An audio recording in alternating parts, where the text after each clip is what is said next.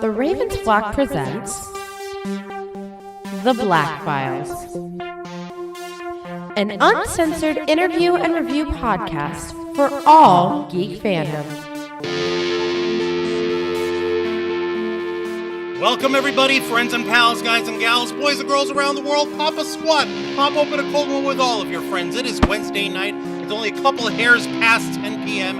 and you have been granted access to the uncensored and uncompromising interview and review podcast of the Ravens Flock. So, whether you're a friend or you're a fiend, boy, girl, or in between, you are tuned in to a brand new episode of The Black Files.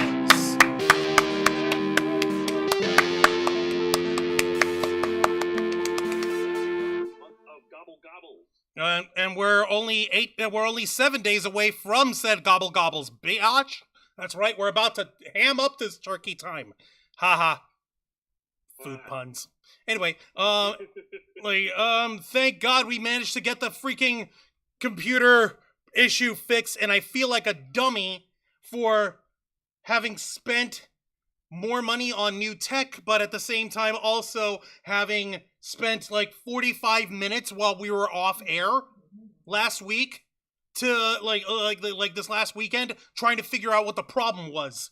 I'm your host, Juan Arouse, one of the heads of the Ravens Flock, the tech guru of the team. I'm a man who is perpetually working with two arms tied behind my back when it comes to helping us operate our YouTube channel and our Kick channel and our operations and trying to keep everything from falling apart, despite the fact that our hardware seems hell-bent and determined to do exactly that just to spite me.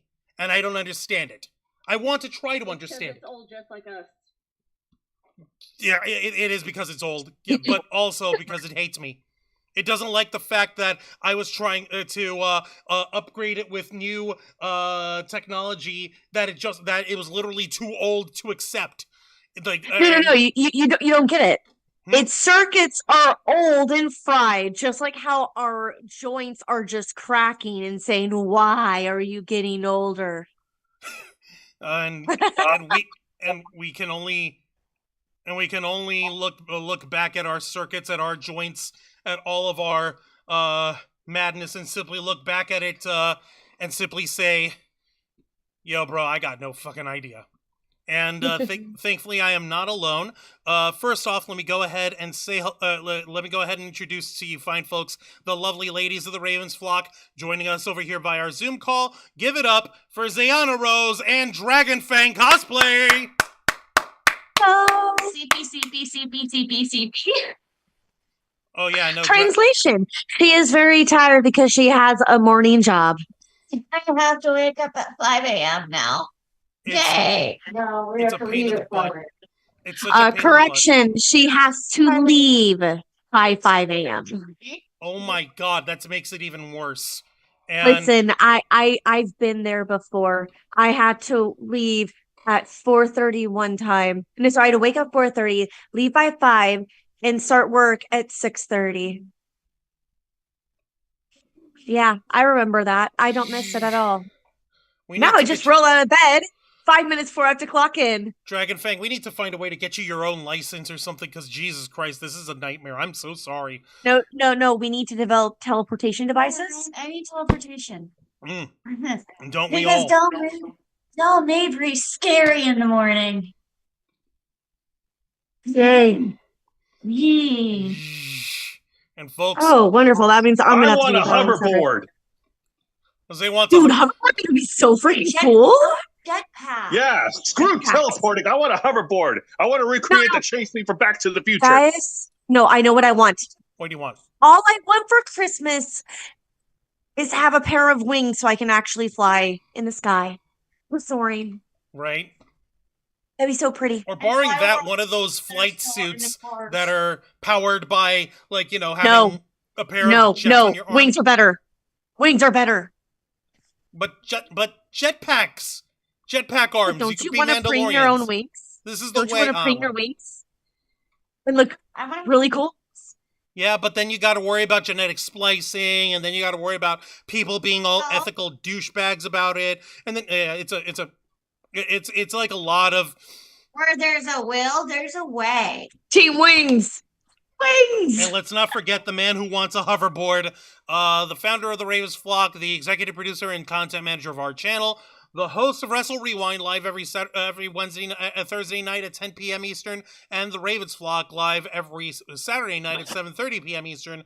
Give it up for Mr. Jose Casabona! Thank you very much for that introduction, Juancho. I appreciate that. Happy to be here with all my friends and happy to be here with all our viewers watching at home. And yes, I do need to speak. I do need to address this right now since I am in charge of the channel. I would like to extend our deepest apologies for our tech disaster Saturday evening. And like Juan said earlier, we managed to get our shit together. So we're good to go.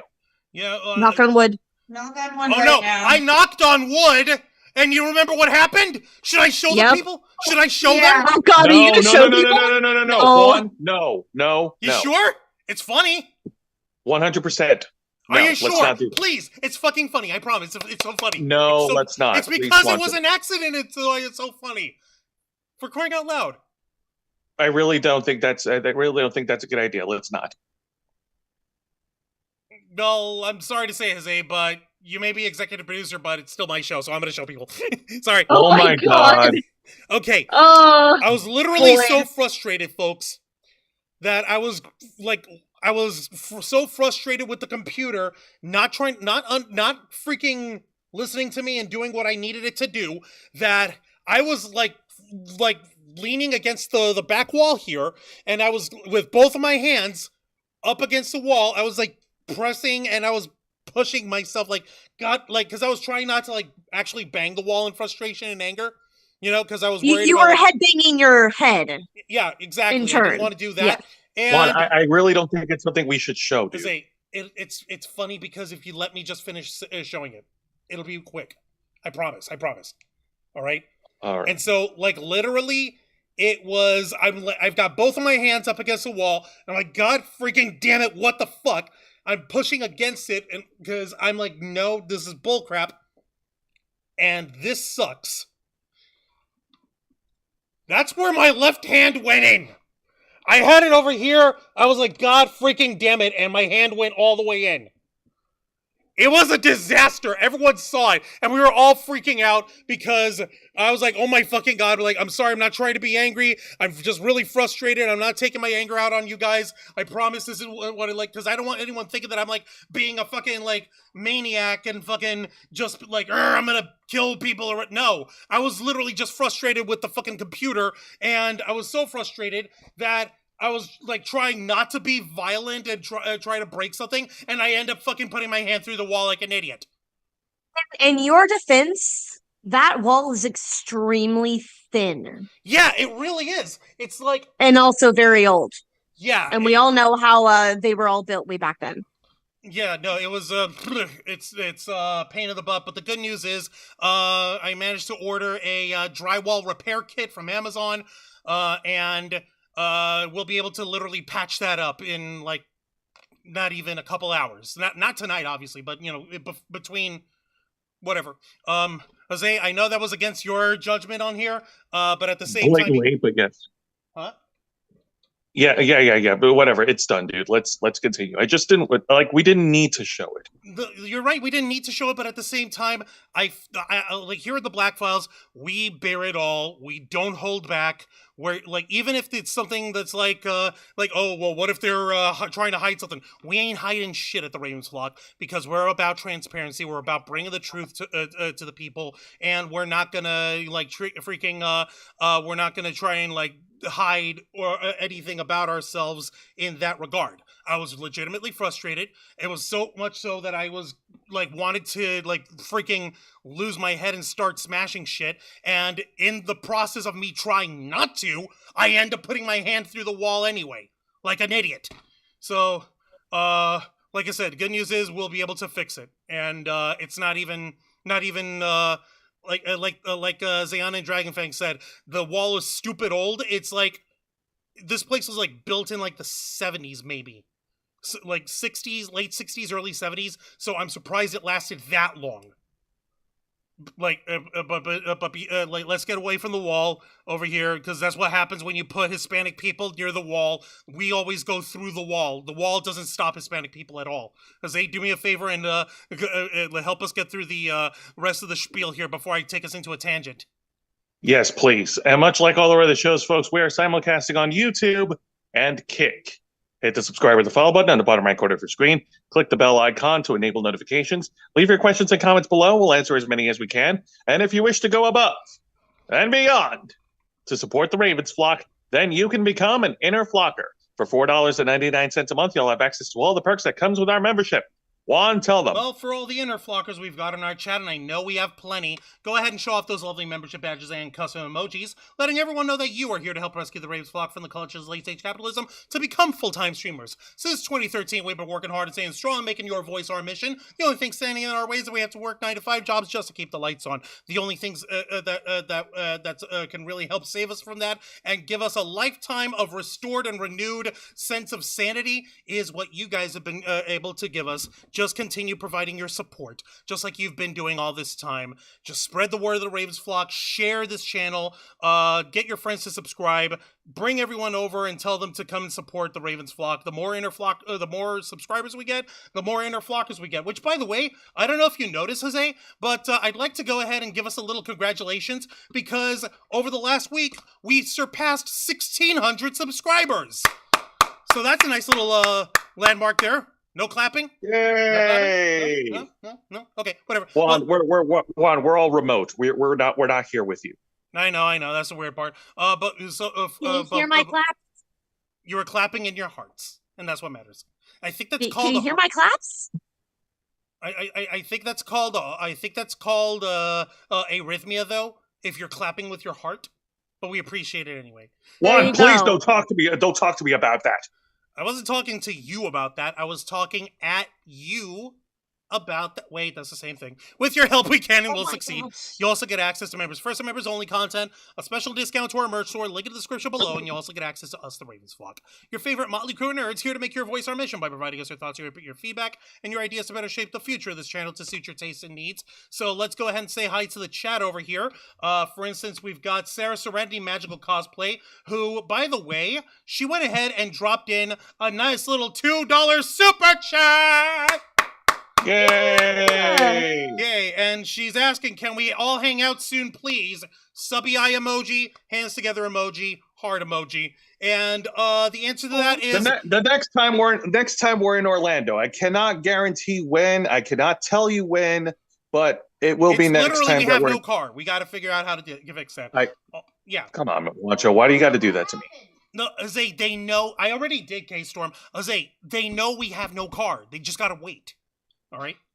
I am currently the only one with a car. And Angel. Yeah, well, and it's depressing too, but at the same time, god dang it, it'll be all right. Let's see. Also, we have Lisa Boo in the chat. Ulysses Fartknocker. Let's see. Jeannie Rick is in the chat. Who, by the way, Jeannie Rick also dropped a $1.99 super sticker. Thank you. With a big purple heart emoji with thanks on it. Yay, thank you for that. Kyle Canada's in the chat as well. Up over here, folks. We appreciate every single one of y'all over here. Sarah Serenity was saying, I want a Nimbus Cloud. Jeannie Rick, I'm on board for teleportation. Let's see here. Yeah, and we were all talking about transportation here. And yeah, Ulysses Fartknocker, you're right. We're going to get into the main story on that.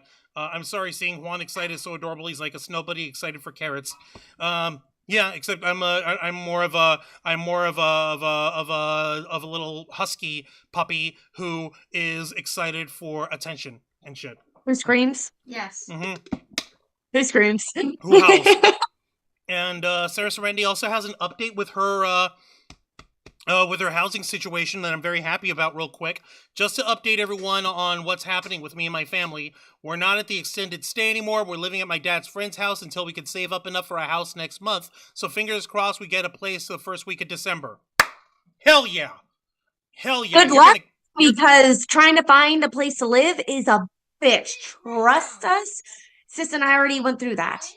It sucks. So definitely good luck. Good luck. Thank you, Case. So much luck.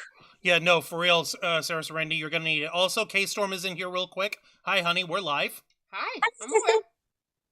And K-Storm is munching on some gummies over here. They smell fruity. Ooh, yummy. Yeah, they're her medical gummies, though. Speaking But of medical. still, gummies. Actually, yes. What was that? What flavor are they? Mixed berry. Okay, yeah, that sounds right. Mixed berry. Ooh. You know who also has a lot of great fruity flavors and also a wide range of extra flavors that we can all work in? Our buddies over here at Glitch Energy, of course. And also, real quick, before I go into our Glitch Energy plug, Angel's in the chat. Our boy Angel is in here, and he, by the way, he drove up with us with a $5 super chat! Holy shit! Thank you, Angel. Thank you, Angel. Appreciate you. Angel. How about you Don't join die. us at Zoom and participate? He's literally Don't just die. now getting off, Jose. You really want to try to drain him of whatever little life force he's got left? He needs to replenish. Like his wallet yearns for the monies. Okay, He needs to get good. Unfortunately, Angel with his $5 super chat saying, "You cannot have me voice, but you can have my view. I am angry, father. I crave violence." Hopefully, I got his voice. gosh. Mother, I crave violence. Holy Mother, mother, I crave more of that energy, mother. Please, mother. Sarah Serenity, for the record, he's at for the record, he's just been working really long, which is why our man Angel isn't with us tonight. But he is with us in spirit. dead inside. And what's more important is that thankfully we'll be able to help him revitalize, thanks to our partners at Glitch Energy. With their specially formulated Smart Energy blend, Glitch Energy keeps you running strong all day long with zero sugar, zero carbs, zero calories, zero lag, and zero crash. And if you head over to glitchenergy.com and if you check out their list of Smart Energy flavors, you'll see that there's no shortage of different flavors for you to choose from. And you want to keep your eyes open with these guys because you never know when they're going to drop a new flavor on you. Isn't that right, Jose? And Jose was muted. Now he's not muted. Or is he? No, Jose, you're still muted. Jose is still muted. He was trying to unmute. God dang it. All right. There you go. Now I'm not muted. Sorry, I'm Thank dual tasking here. I know. But yes, that is true, folks. We do Glitch Energy update. Glitch Energy every now and then would like to drop new flavors onto their website, such as their new flavor that they have recently dropped in their hydration line. Juan. Oh yeah, that's right. Their new hydration line, which is the Glitch Revive line. It's not Glitch Energy. It's Glitch Revive is the line of their hydration blends. Even though they do not have the Smart Energy blend, it does keep you loaded up with electrolytes and endurance in order to help you keep you running strong after a hard day's working out. And their new flavor is the Blue Rampancy flavor, inspired by the streamer Lucinity up in here, and it's a blue raspberry flavor. And Jose, this sounds like it would be right up your alley. You don't have to worry about a lot of caffeine, but it'll keep you running hydrated. And I know how much of a workout buff you are, Jose. And so I know how this would help you out after your usual banging and clanging sessions after work. That's right. That's right, Juan. It would. And folks, if you go onto glitchenergy.com and use our promo code FLOCKFILL, you'll receive a 20% discount on your order. So why wait? Go onto glitchenergy.com, get your fix in today. We would like to thank Glitch Energy for partnering with Raven's Flock. Thank you very much. You're slightly. Don't worry, we won't become assholes like Logan and Jake Paul. No, we will not, because we were actually spanked when we were kids. Violently. Jose and I were taught our lessons. All right, Angel, he was spanked too. I don't know if that ever happened with Zayana and Dragonfang. I'm not going to get into that business, but like we were taught our manners. All right, you know not to chew with your mouth open. You know not to push anyone into oncoming traffic, and you know to respect. Run into traffic. Huh? Yeah. Don't run into traffic. Yeah, don't run into traffic. I almost did. No, I was trying to go across the street one time and traffic came up to me and I got hit with a taxi cab, but that's a long story.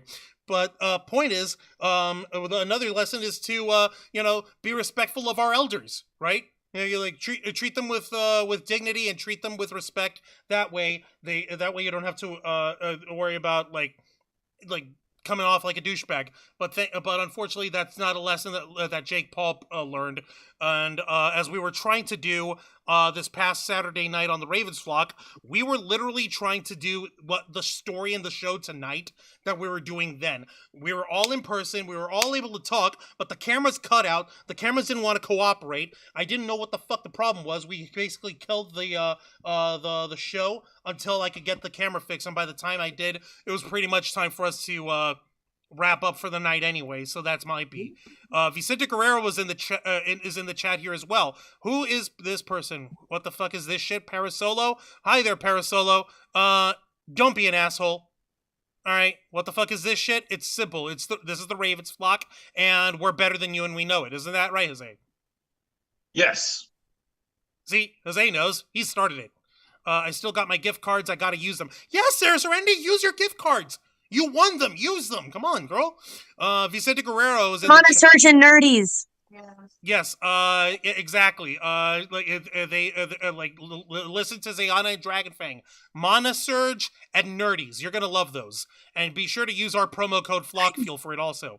Let's see. I need Angel's voice to narrate my day, and Vicente Guerrero is in the chat.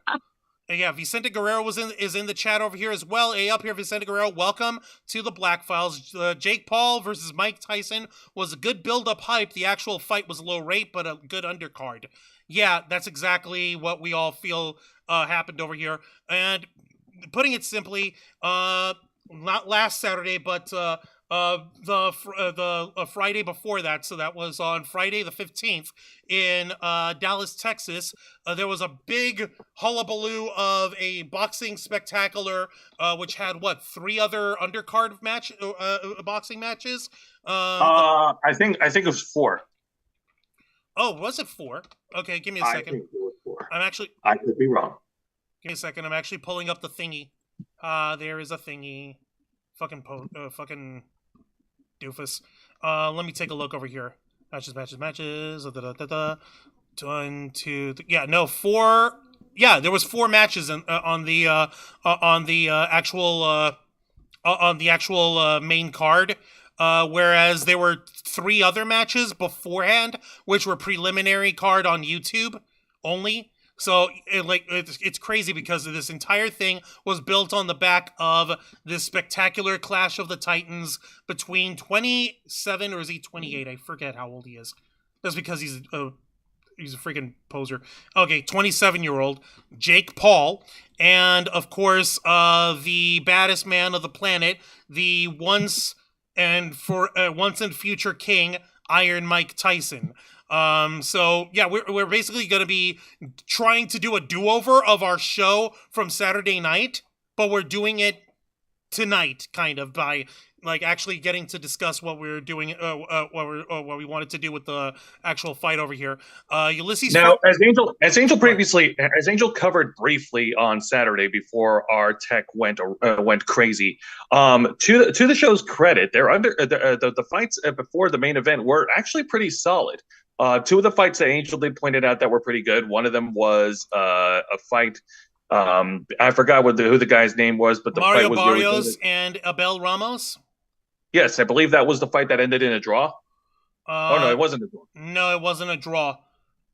No, Wait, sorry. Give me a second. Let me just double check. Yeah, go right ahead. Yeah, and the other one was the women's fight that happened before the main event, which was Katie Taylor versus Amanda Serrano. Let me see what the hell is note 3. Oh, for the WBC welterweight title. Shit. So that's what that was. Let me take a look at the rest of of these matches over here. So yeah, I'm actually double checking the rest of the build up for all this, and yeah, what's his face? Vicente Guerrero was right. These fucking the fight for Tyson and Jake Paul was built up spectacularly, only for it to come off kind of like a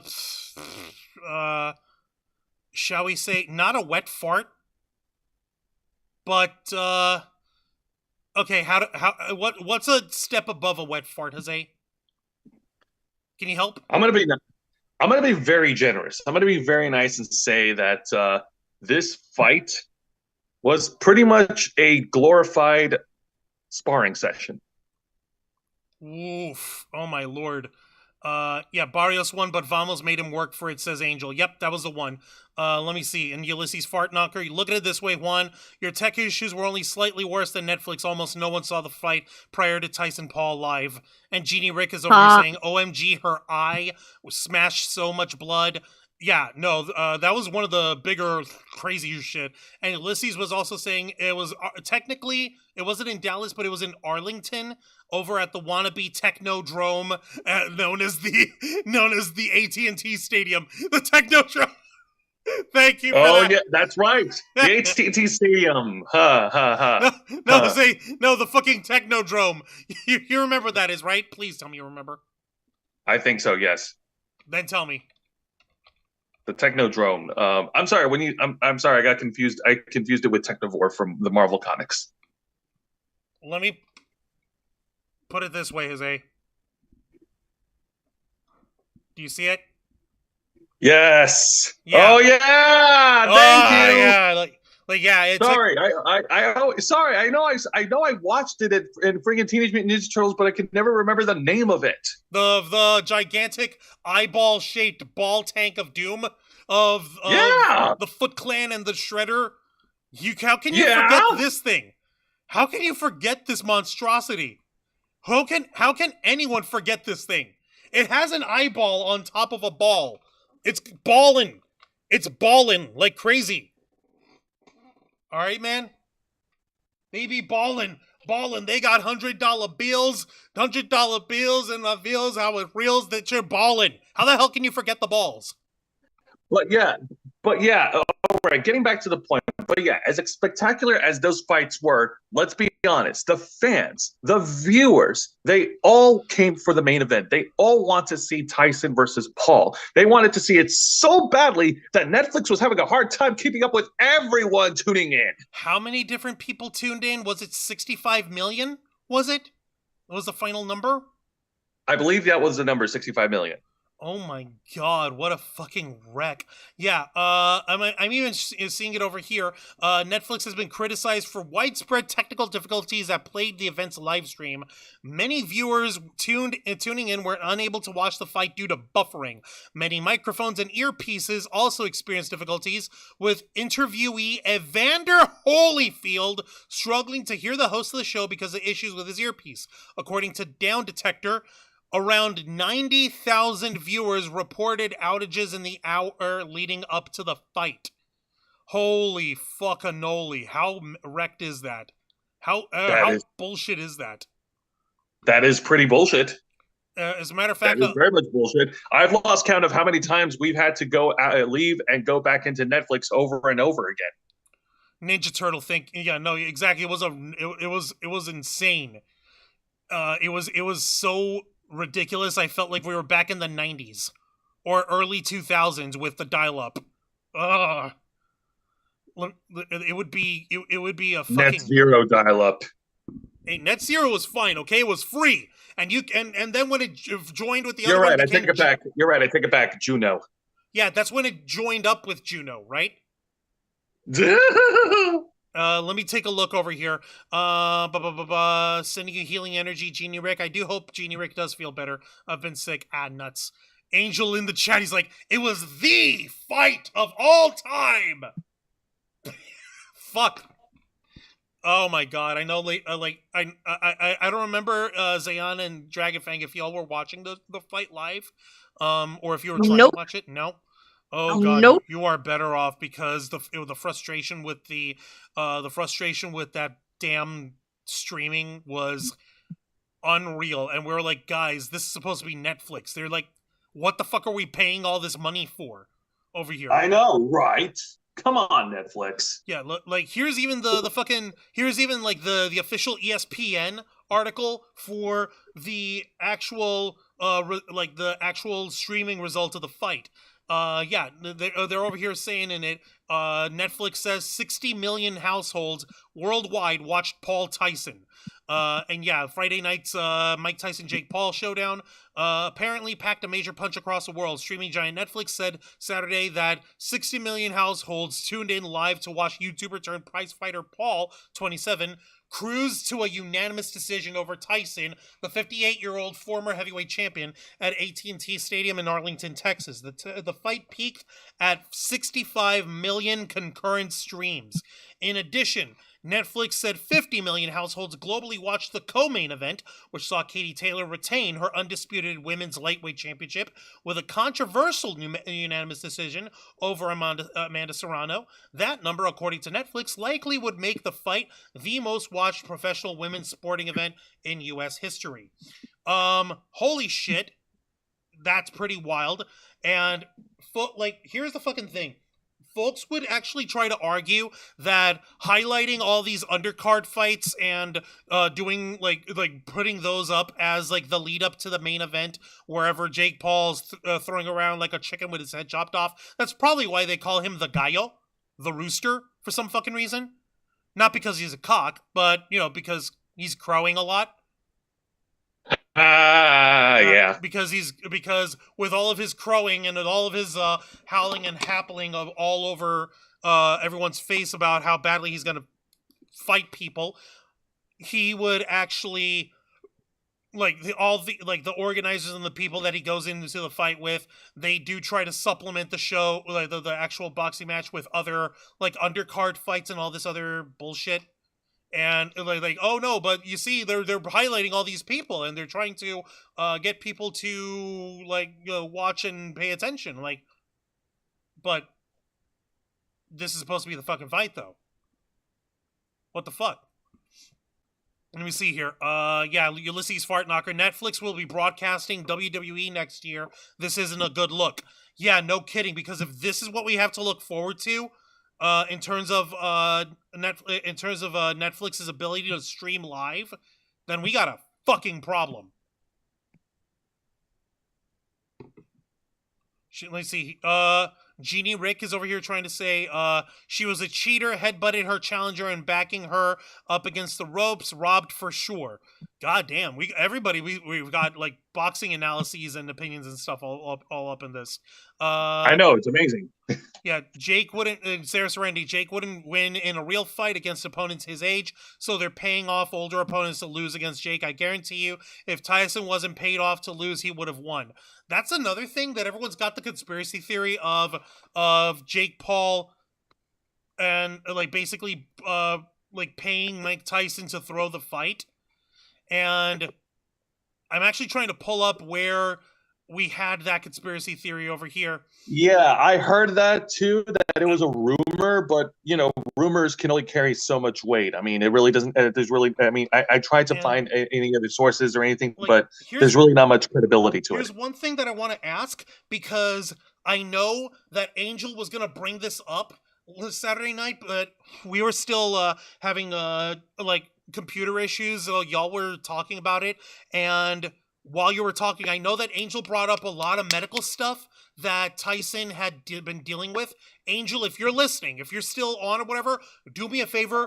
If you've got an article or something where you're getting that, where you got those details, send it to us in our Flock private chat, in our group chat. Send it to us, pretty please, with sugar on top. That way I can show people, because we got to get down to Occam's razor. Where all things being equal, the simplest explanation tends to be the correct one, right? So basically, we're thinking over here, what's the simplest explanation to this? Is it simpler to say, oh well, Mike Tyson threw a fight just for a cheap payday, or was Mike Tyson just nerfed like crazy due to there being other extenuating circumstances that were beyond his control? So if there's a way to show that, then I'll be happy to show people the what do you call it, the medical fucking thing, the blah, blah, blah, blah, fucking brain. the medical reasoning why it's Yeah. likelier that's the likelier reason why Mike Tyson ended up losing the fight. Yeah, I know. Yeah, we'll get to that, but like that doesn't make the fight any more enjoyable. That fight was just very very boring. Like even the fans turned on it near the end, near the end of the fight. It's because it's because one of the things that people need to that people need to understand, actual boxing, like professional boxing, isn't always like the movies. It's not a super flurry of everyone punching everyone straight directly in the face and who can withstand being punched in the face more. If you look at proper professional boxing, you've got to think a million miles a minute ahead of your opponent, not only in terms of throwing a punch and making sure it lands, but also being able to block, or being able to sidestep, or being able to counter cross punch, or being able to like move aside or back away. A lot of that is on the spot, quick reflex thinking, and a lot of it is, hey, you know, like it's like we got to remember, as much as we hate Jake Paul, he is pretty much half of Mike Tyson's age. He has. Can I offer a yeah? Sorry, go Can on. I offer a counterpoint? Here's the thing. I don't think our fans are. I don't think our fans are that. I don't think the viewers watching are that dense. I think they understand how boxing works. I think what it is that they were so hyped up and they were really excited for the past fights because the past fights in the undercard were really good, only to be let down by the last match. Like they were hyped up so much, and then everything went flaccid in the end. I see. So basically, you're equating it to the best hand job of all time, only to not be allowed to finish. Precisely. I mean, if it helps your thinking, yes. It kind of helps my thinking, but then again, I'm a giant perv wad anyway. I don't know why that was the first. Place I'm just saying, like Mike Tyson could have gone in and thrown a big punch. Like freaking Michael Keaton's Batman could. Actually, no, that's a bad example. But what I'm trying to say is that Mike Tyson could have landed a big punch, at least one. No, I get you here.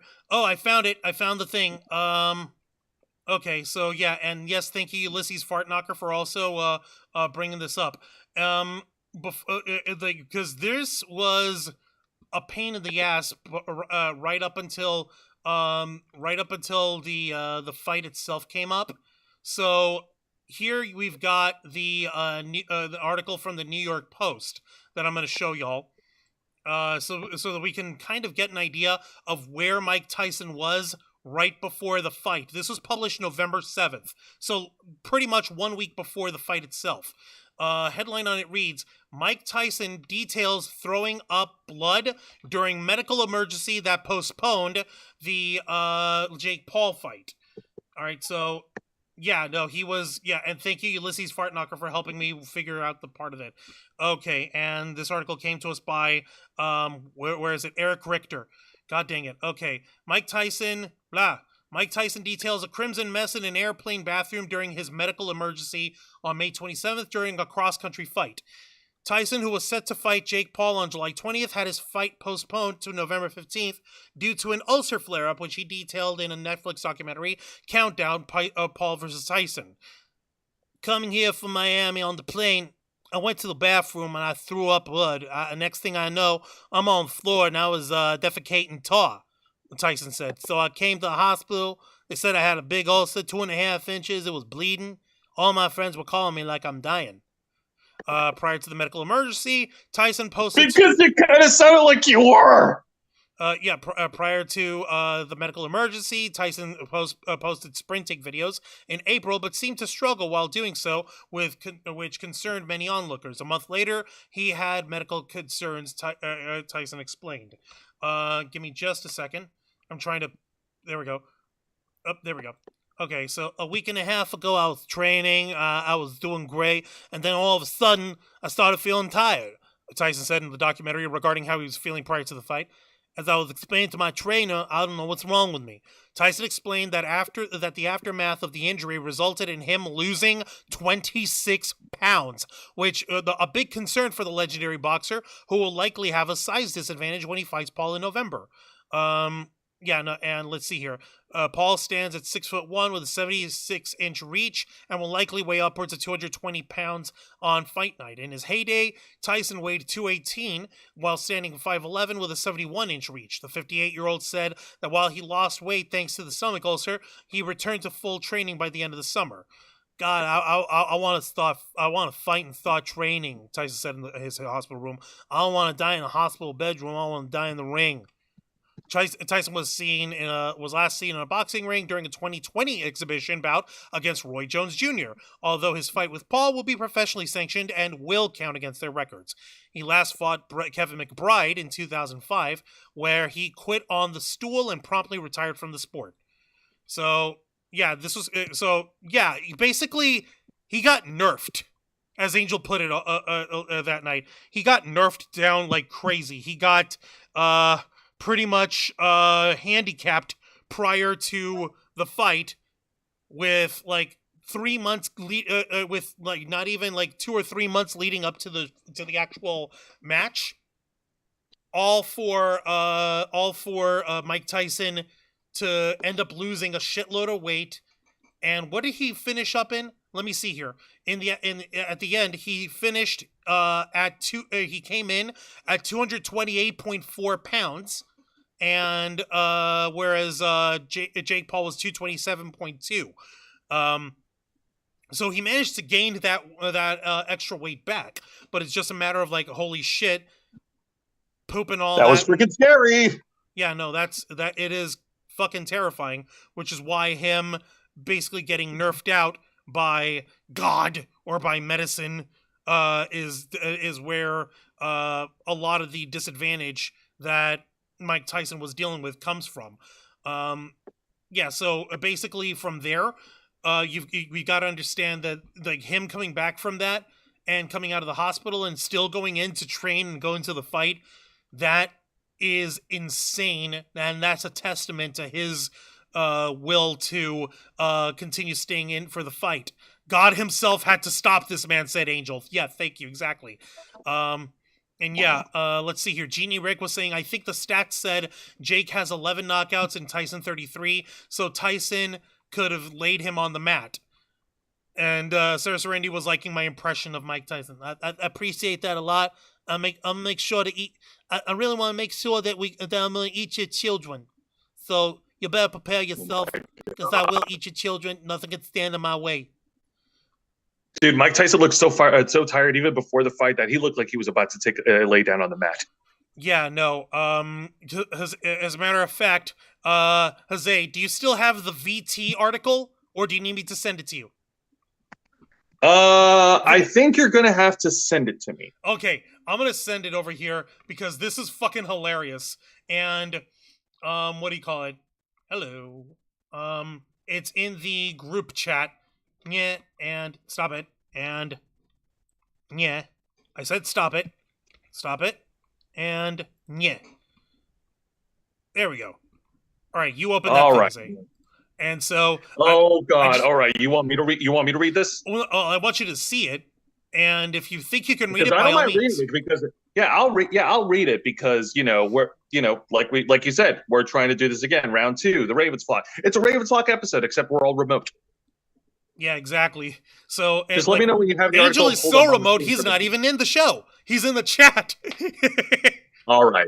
So in this article provided to us by VT.co, the headline reads, Juan will be sharing that on the screen right now. Yep. Mike Tyson and Jake Paul both were handed suspensions following last night's big fight.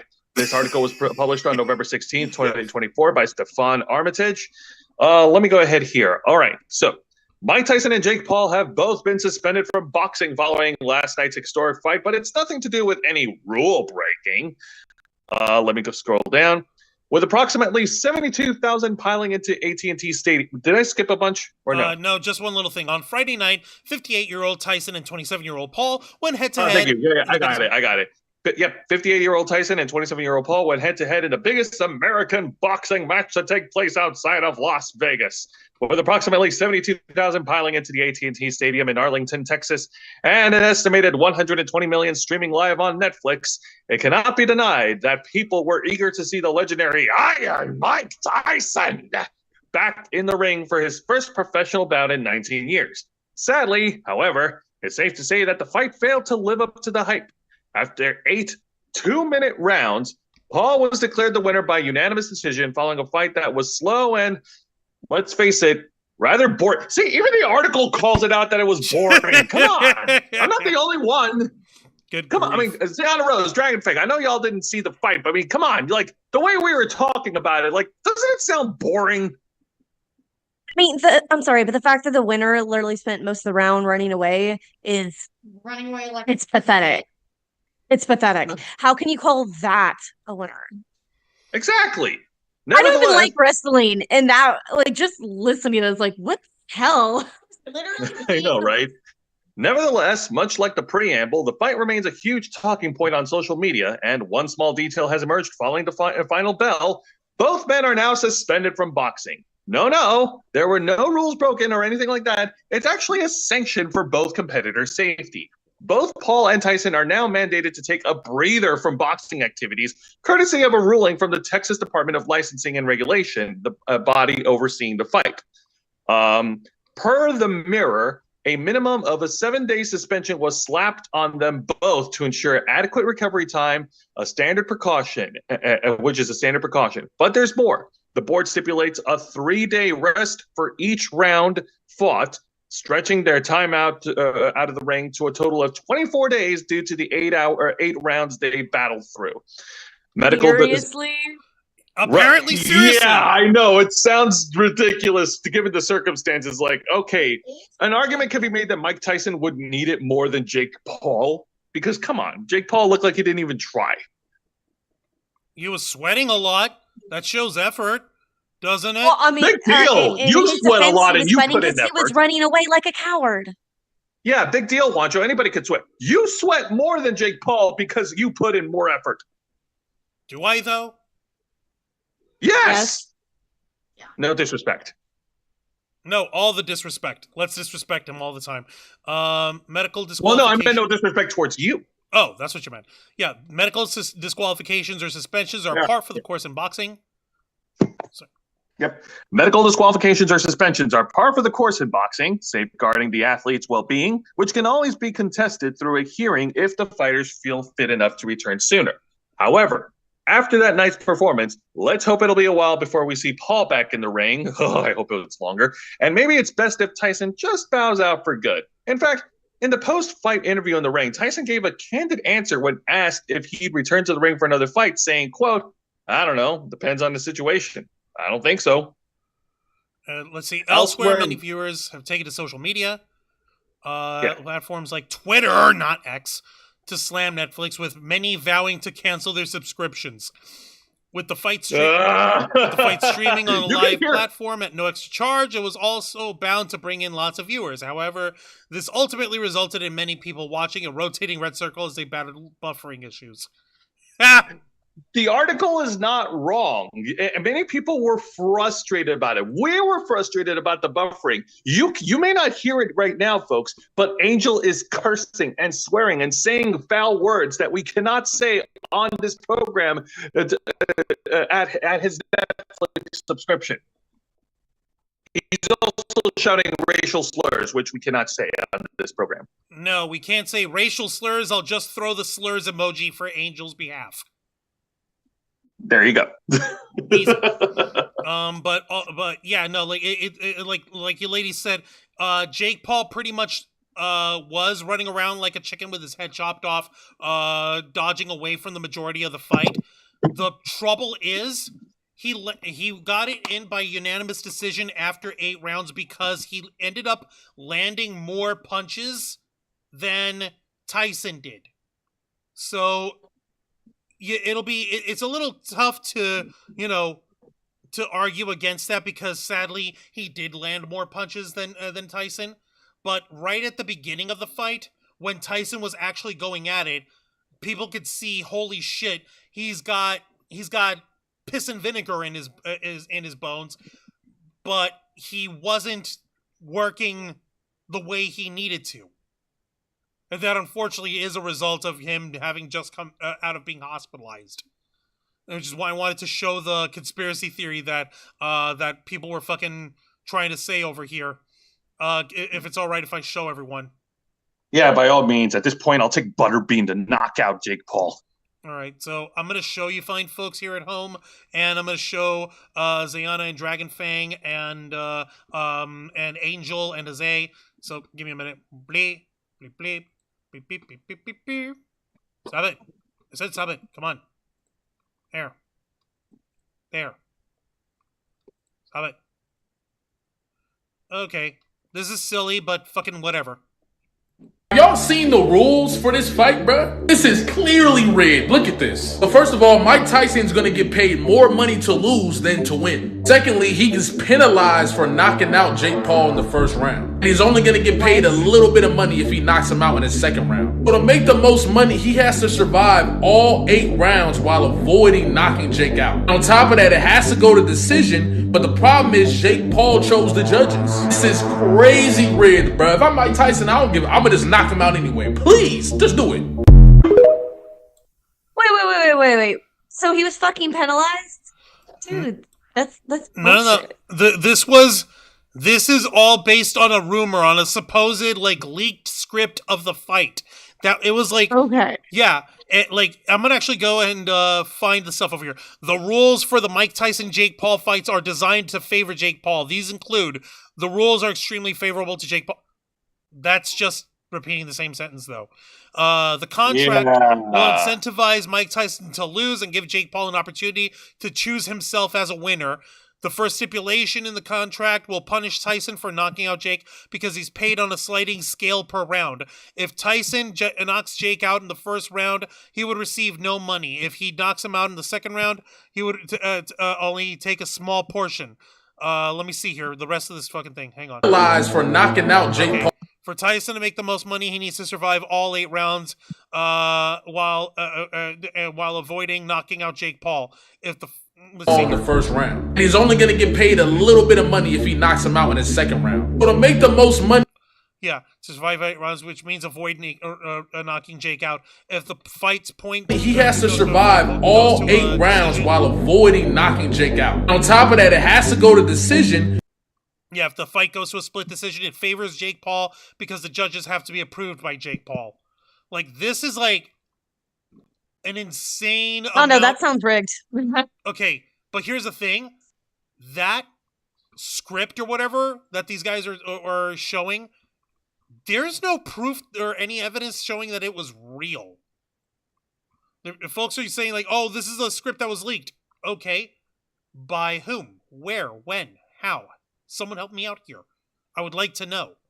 But no one ever came up with any sources on the damn thing. So how are we supposed to take that seriously? At the end of the day, it's just nothing more than a rumor. Sadly, yeah. He mentioned it, but I hope he doesn't. Let me see here, Lisa Boo. Let's see. Tyson isn't going back to the ring again, and Paul won't be back until his match with another old person, says Ulysses Fart Knocker. Mike got nerfed from years of drug use that finally caught up with him. Maybe. Let's see here. Vicente Guerrero saying, the best I could say about this bad main event, at least it wasn't $50 or $60 like all the other Jake Paul pay-per-view shows had been. Yeah, no, for real. Let me see, what else? Yeah, Jake Paul's a pussy. We know that, Sarah Serendi. I was looking like crazy to try to find the evidence of this script being real. Ain't nobody was able to fucking produce anything that was legitimate, at least. So, Shies, okay. Let me see. Angel in the chat, he's saying, fun fact, in round 2, Tyson landed a straight left that had Paul stumbling on his feet. I wish he had thrown one more. He almost had the slippery biatch. Yeah, no kidding. And Vicente was like, as in here, saying, these specialty rules from Jake Paul and his camp were and are such bullshit if true. Like, notice when Tommy Fury, a semi-real boxer, fought him and Jake Paul lost. Yeah, that's because like everyone else that Jake Paul has fought in his professional career have been gimmick fights, and he can keep saying like, "Oh no, I'm a real fighter." Like every single one of them though has been like some gimmick with some person or another. And yeah, and people in the chat are even fucking whoa, yeah. What the what the hell? There we go. Someone in the chat is, someone in the on Twitter over here saying, who is this? At Naomi, I am Naomi double X over here saying what we really wanted, and it's a gif of Mike Tyson using the tiger uppercut. Because I mean, look at this shit. Boom. What we all really wanted to see. But if you guys remember something that we that I was pointing out while we were watching the fight, I don't know if you remember me mentioning this to you, Jose, but Tyson's leg were kind of chicken leggy. They were, and that's another thing of concern that was actually mentioned, because not only were they chicken leggy, but he was also wearing a supporter on one of his knees, so he was wrestling with, for lack of a better phrase, a bum leg, or rather a bum knee. They even pointed it out on commentary during the fight. Right. So yeah, it's tough to argue that it was rigged, or that it wasn't rigged. It's tough and it's a pain in the ass, and we want to say, oh no way, but also at the end of the day, we also kind of have to give the devil his due in this front. Tyson is unfortunately really fucking old. Yeah, he's in great shape for a 58-year-old man, but he's still a 58-year-old man. Yeah. And so you see that's. Yeah, which is why I said earlier, like, as far as the suspension goes, like, an argument could be made for Mike Tyson, because, like, he needs it more than Jake Paul does because of, Mike Tyson's, current status. That being said, Jake Paul don't need shit. He's fine. He can walk that shit off. Like, dude, go spend 30 minutes on a Stairmaster, you pudgy tattooed Pillsbury doughboy. You're really trying to knock on him, aren't you, Jose? I don't know why, but You're not? No, that's not what I mean. I'm saying that the stream over here is really like the Zoom call got jittery there, so I couldn't hear you for a minute. But I know what you were trying to say. Should I exit and come back in? It's not you. It's literally just the stuff. Yes, you're right, Lisa Boo. His knee was hurt, and Seriously was saying, I want to see Tyson bite Jake. We all did. Let me see. The one fucking thing that was crazy was like at the last 10 seconds of the fight. This was what Jake did here at the end here. And yeah, you're right. He does look like a fucking Pillsbury Doughboy. I don't know what he was thinking trying to pack on weight in this manner, but it was not working in his favor. All right, this is literally the end of the fight. Oh, wow. Tyson. Oh, wow. Like, dude, Tyson, this could have been your chance while he was bowing. Take a fucking punch to his face. No one will think negatively of you. I mean, we were all thinking that, weren't we, ladies? Play it again for me, please. Okay. Yeah, like, in the final seconds. Hold on. Let me play it for you, Jose, so everyone can see it. Tyson. Yeah. Oh, wow. Tyson. Missed opportunity. Missed opportunity. What the fuck, Tyson? This is a perfect Literally, opportunity for you to throw his could have life thrown away. a shuriken right there. It was a perfect opportunity for you to throw Jake Paul's life away. Damn it. Damn it, Mike Tyson, you've gotten so soft that you make Pudgy here look like a rock. No, he really hasn't. Okay. No, but like it's like we said. At the end of the day, Jake Paul set himself up in a no-win situation. So if he wins, congratulations, he beat up a 58-year-old man. If he loses, congratulations, you got your ass whipped by a 58-year-old man.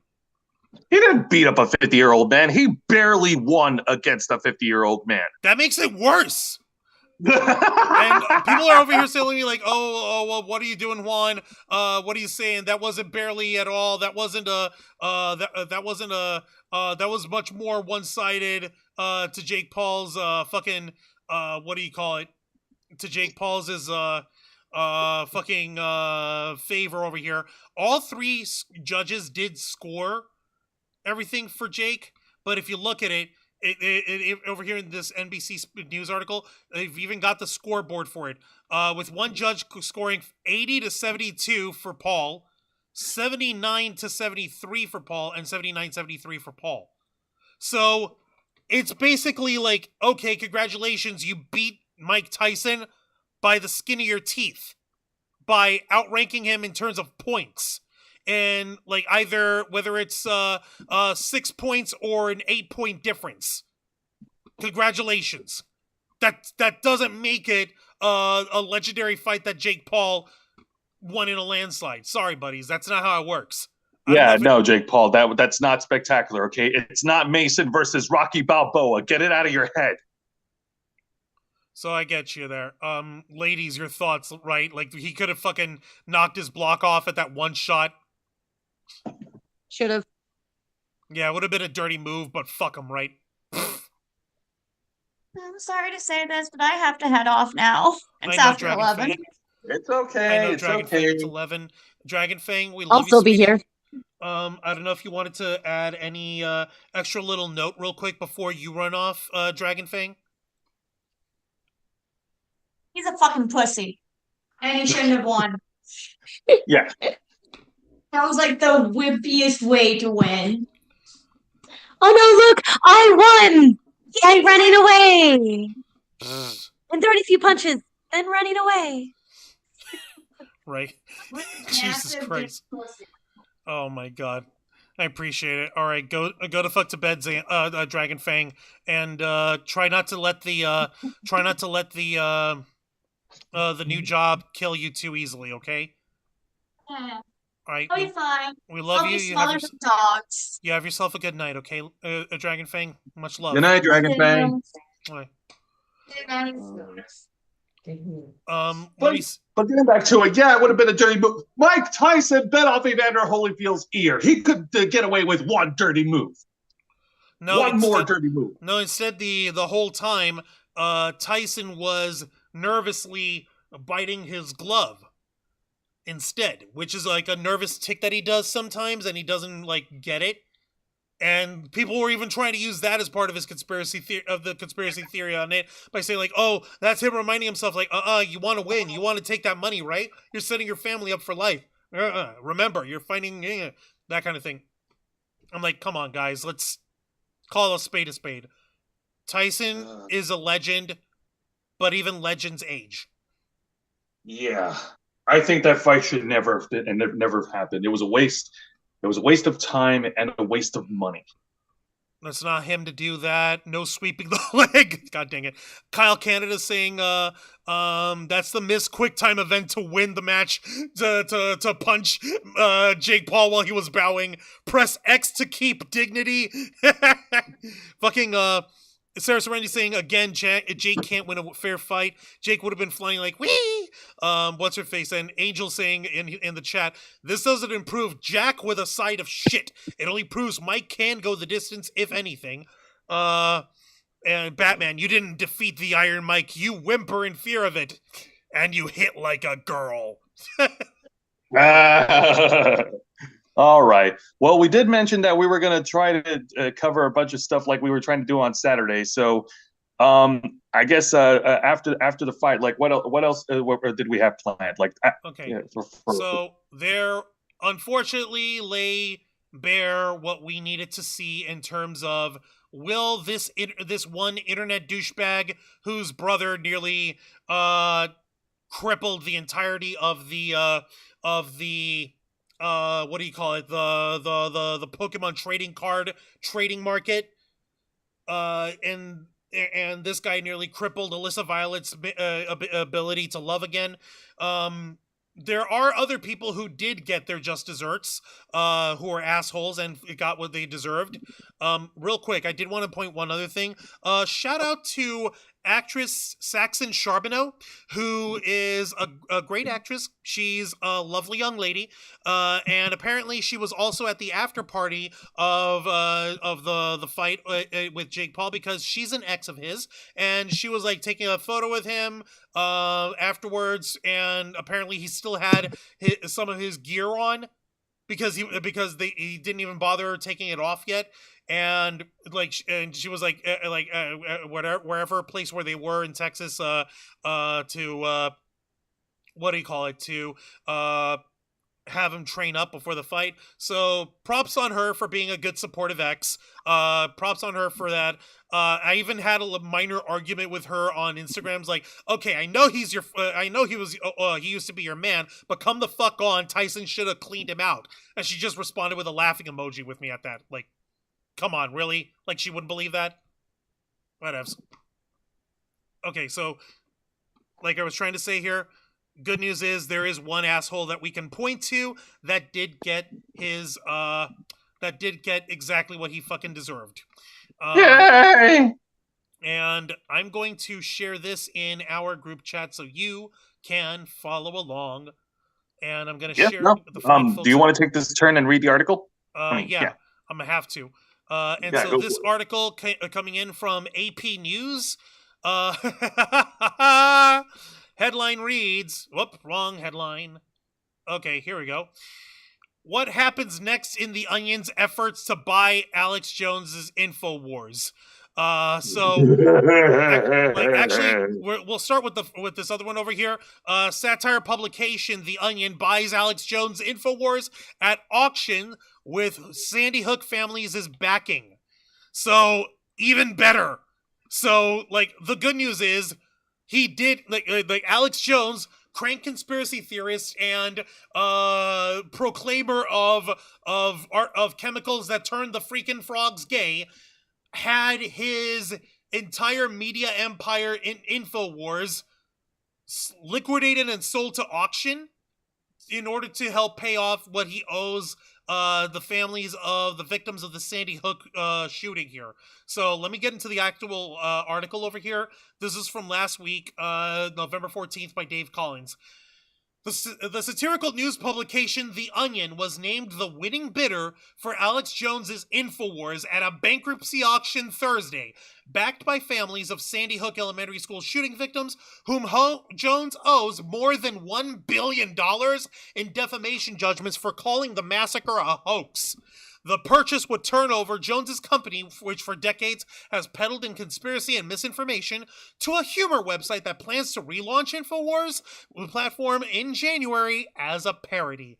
But the judge in Jones's bankruptcy case said Thursday, what the fuck is this stupid, there we go, advertisement, stupid ad, stop it. Said Thursday that he had concerns about how the auction was conducted and ordered a hearing for next week after complaints by lawyers for Jones and a company affiliated with Jones that put in a $3.5 million bid. So, so far, yeah, Alex Jones is still fighting all of this tooth and nail like a chicken with I've got so many chickens with their heads chopped off. I'm sorry. Why do I keep It's okay. Turning in for the night, boys. Dead on my feet here. Carry on and be stunk. All right, Angel. Good night. And we'll hopefully hear from you Saturday on the Ravens flock. You hang in there and do not let the gears of the crushing machine of late stage capitalism try and weigh you down. You break those gears. Break those gears like a bitch. Do it. Do it, you motherfucker. Oh, my lord. Okay, so, let me, continue in just a second over here. Here we go, and there we go. Okay, so, within hours of the, announcement about the Onion's winning bid, InfoWars' website was down and Jones was broadcasting from what he said was a new studio location. Up for sale were InfoWars' website, social media accounts, studio in Austin, Texas, trademarks, video archive, and other assets. The dissolution of Alex Jones's assets and the death of InfoWars is the justice we have long awaited and fought for, Robbie Parker, whose daughter Emily was killed in the 2012 shooting in Connecticut, said in a statement provided by his lawyers. The satirical outlet, which carries the banner of America's finest news source on its masthead, was founded in the 1980s and for decades has skewered politics and pop culture, including making Jones a frequent target of mocking articles. Mass shootings in the U.S., such as the Sandy Hook attack, are often followed by The Onion publishing slightly updated versions of one of its most well-known recurring pieces. Quote, "No way to prevent this, says only nation where this regularly happens." Yep. On his live broadcast, Jones was angry and defiant, calling the sale, quote, a total attack on free speech. He later announced his show was being shut down. Jones then resumed his broadcast from a news studio nearby and carried it live on his accounts on Twitter. At a court hearing Thursday afternoon in Houston, the trustee who oversaw the auction, Christopher Murray, acknowledged that the Onion did not have the highest bid, but said it was a better deal overall because some of the Sandy Hook families agreed to forego a portion of the sale proceeds to pay Jones's other creditors. First United American Companies, a business affiliated with one of Jones's product-selling websites, submitted the only other bid. The trustee said he could not put a dollar amount on the Onion's bid. Walter Sisak, an attorney for the First United American Companies, told U.S. bankruptcy judge Christopher Lopez that Murray changed the auction process only days before, deciding not to hold around Wednesday where parties could outbid each other. Sealed bids were submitted last week, and the trustee chose only from those, Sisak said. Murray said he followed the judge's auction rules laid out in a September order that made the overbidding round optional, but Lopez said he was surprised such a round of bidding was not held and that he had concerns about transparency. We're all going to an evidentiary hearing, and I'm going to figure out exactly what happened, he said. No one should feel comfortable with the results of this auction. An exact date for next week's hearing was not immediately set. After the hearing, Jones said on his show that he thought the auction was unfairly rigged and expressed optimism that the judge would nullify the sale. He had repeatedly told his listeners that if his supporters won the bidding, he could stay on the InfoWars platforms, but he had set up a new studio, websites, and social media accounts in case they were needed. This was an auction that didn't happen with a bid that was lower with money that wasn't real, he says. Ben Collins, CEO of the Onion parent company, Global Tetrahedron, told the Associated Press in a video interview earlier Thursday that it plans to relaunch the InfoWars website in January with satire aimed at conspiracy theorists and right-wing personalities, as well as educational information from the group Every Town for Gun Safety. Collins would not disclose the bid amount. All right, so let's see here. We thought it would be a very funny joke if we bought this thing. Probably one of the better jokes we've ever told, Collins said. The Sandy Hook families decided they would effectively join our bid, back our bid to try to get us over the finish line, because by the end of the day, it was us or Alex Jones who could either continue this website unabated, basically unpunished for what he's done to these families over the years, or we can make a dumb, stupid website, and we decided to do the second thing. Jones did not lose his personal Twitter account, which has more than 3 million followers, in the auction, but the bankruptcy judge is deciding whether his personal accounts can be sold off at the trustee's request. So, putting it simply, Jones fucked around, he found out, and he's got consequences dealing with his shit.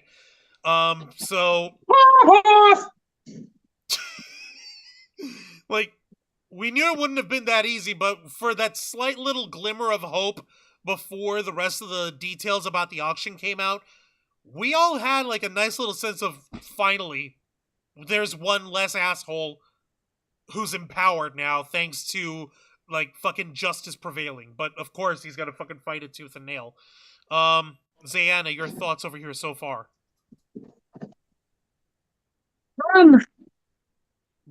What? And I'm trying to gather my thoughts right now. So what I'm taking away is, it was just a silent, closed bidding. No one knew how much other people were offering, right? Right. Okay. And some of them thought that they were going to do one where they can outbid the others, but that didn't happen. Right. Basically, the company that Alex Jones is affiliated with. Let's not kid ourselves. It's really just Alex Jones himself. Let's not try to. Well, yeah. Yeah, obviously. it's pretty much him himself trying to rescue his company from the auction. And so that basically boils to them being the only other bidder that the trustee, the person in charge of liquidating the estate of Alex Jones and everything, in order to actually pay for all this shit. How does it work from there? Which gets us to the other article that I was going to show, also written by Dave Collins. So that was the first one I'm showing over here. The Onion says winning bids for Alex Jones's Infowars platform is under review by a federal bankruptcy judge after Jones and his lawyers complained about how the auction was conducted. Let's see. Yeah, I was going to interject because, like, I really wish that Angel didn't bounce so early because I remember Angel shared a piece of information regarding this story. This is the information he's talking about. Yeah. Yeah, and Angel got it from National Review, but I got it over here also from AP, which is a little more less colored in opinion and all that. But basically, and yeah, you're right. So basically, the Onion and Alex Jones's people are currently going to be. I don't know when during this week it's being held, or when their court hearing is, because they said next week, which is now. That they were going to have a hearing where they're going to determine whether or not the way the auction was conducted is legitimate, or if it's enough to be able to go forward with the sale and go forward with it at all, because apparently the families of the Sandy Hook victims, they backed up the Onion on the provision of, like, okay, we'll forego a portion of whatever profits from the sale and all that in exchange for making sure that everyone else that Alex Jones owes money to gets their cash.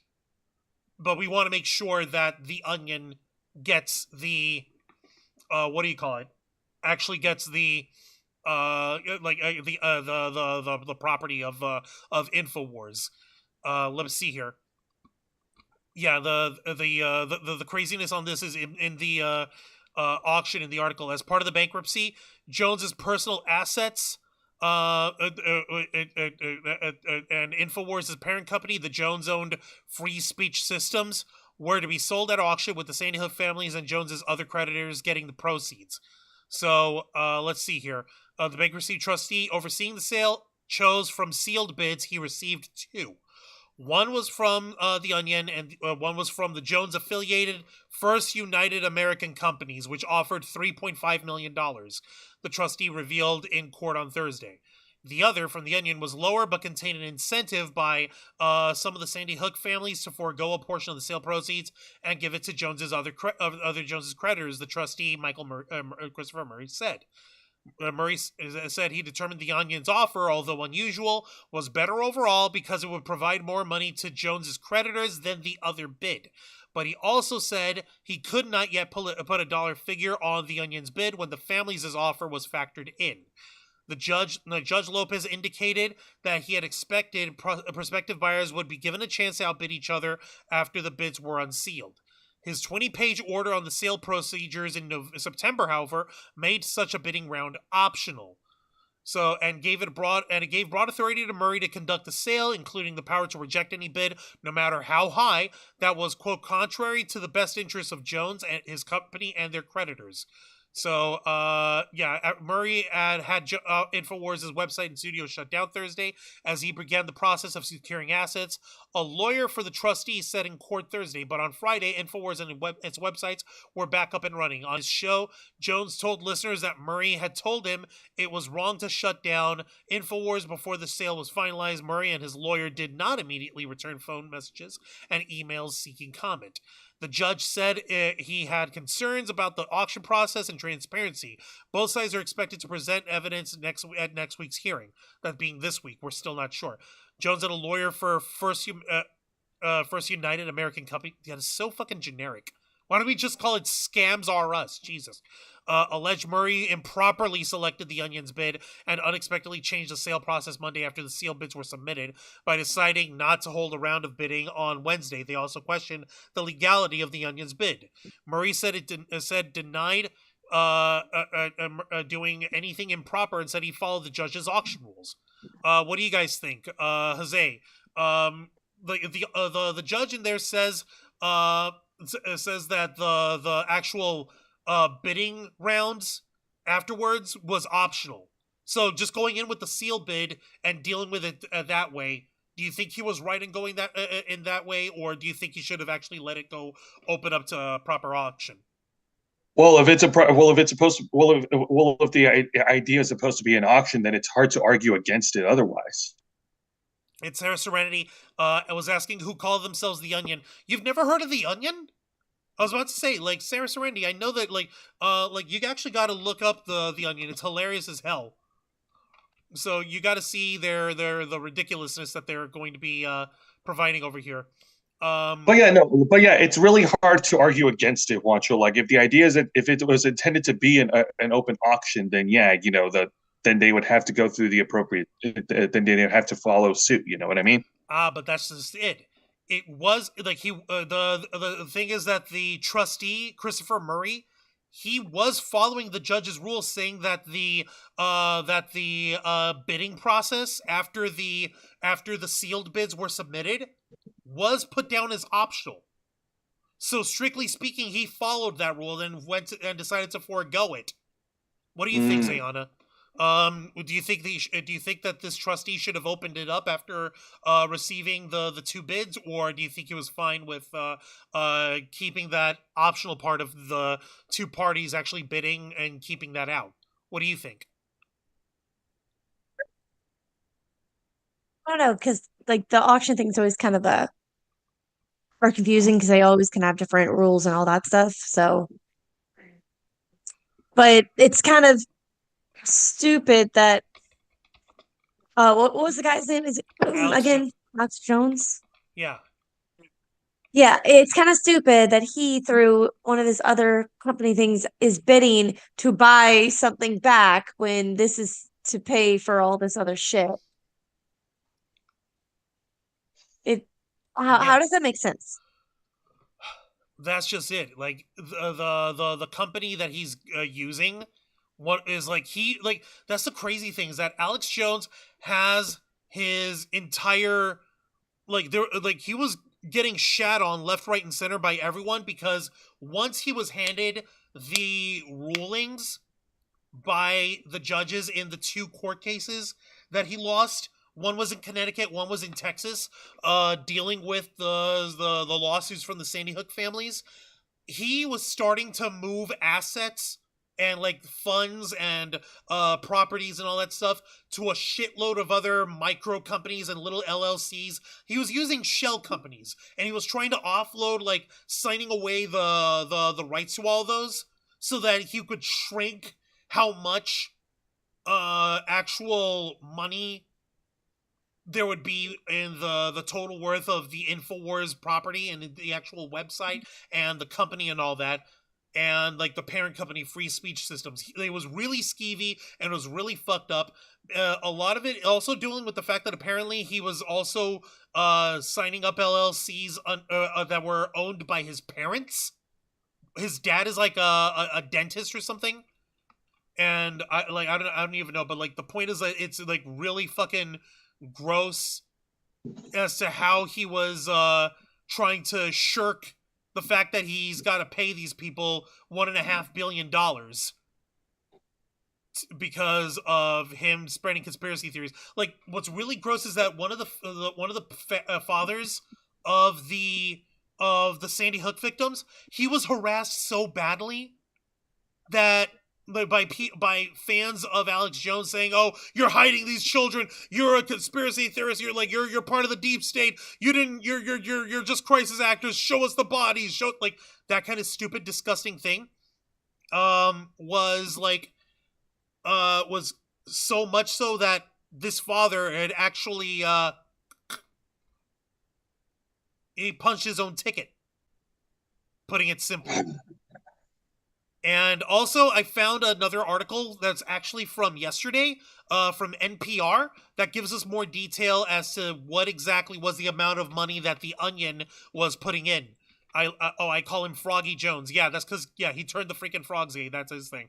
And just to show you the Onion, here's an example of what these guys publish as part of their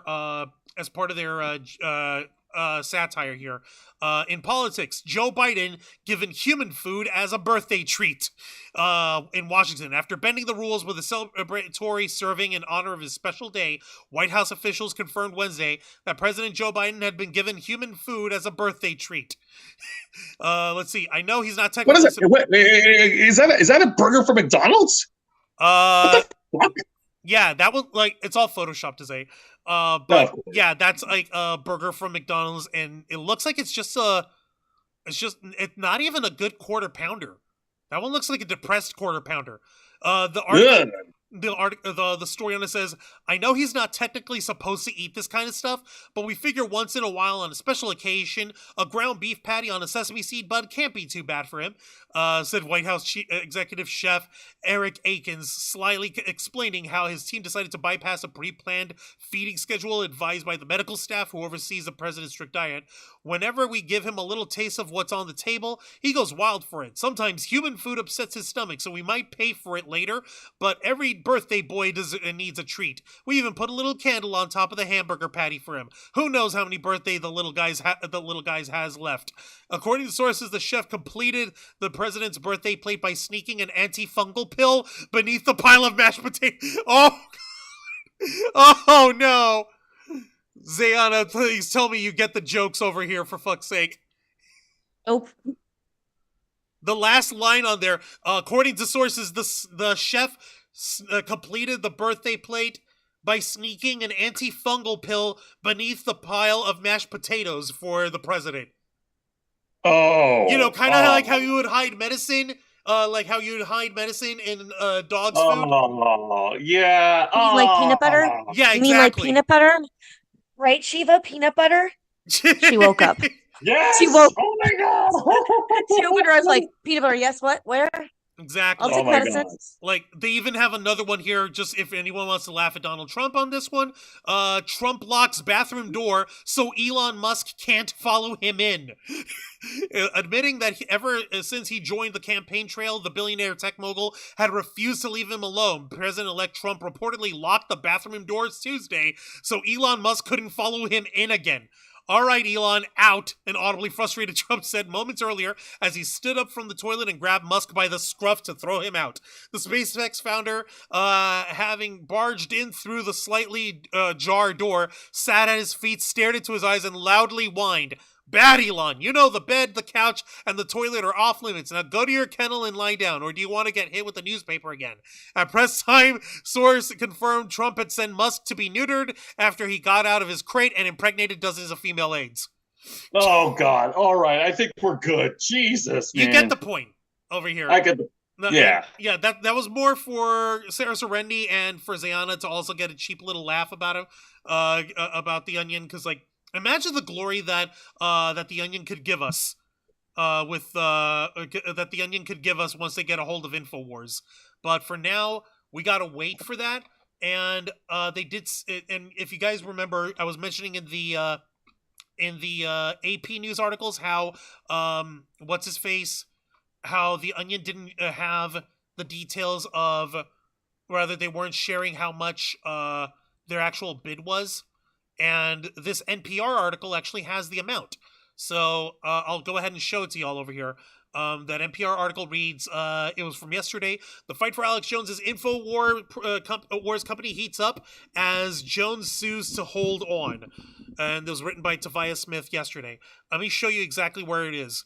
Okay, FUAC, wow, asshole, bid $3.5 million in cash.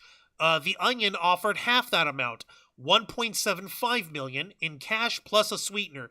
The Connecticut families promised to forego some of their sales proceeds to help beat the offer from FUAC. The Onion's attorney says that deal would result in the highest payout to the other creditors, including a smaller group of families who won a separate defamation suit against Jones in Texas and did not offer to forego any proceeds.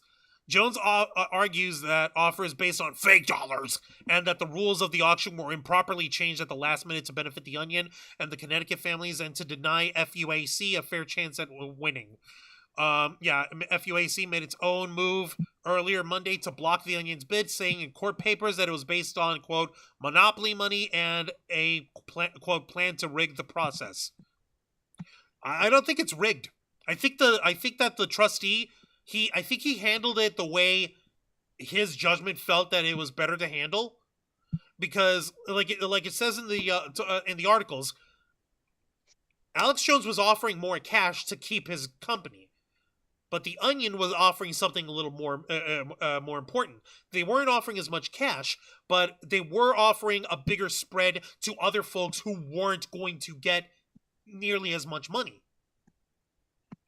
So the way they figure it, and since they have the blessing of the Sandy Hook families backing them up, it's tough to argue against that, because they would be the first people to get the money from these guys in the first place. Right. That's why, in my opinion, it still works a little better to take the Onion's bid on this. Let me take a look over here.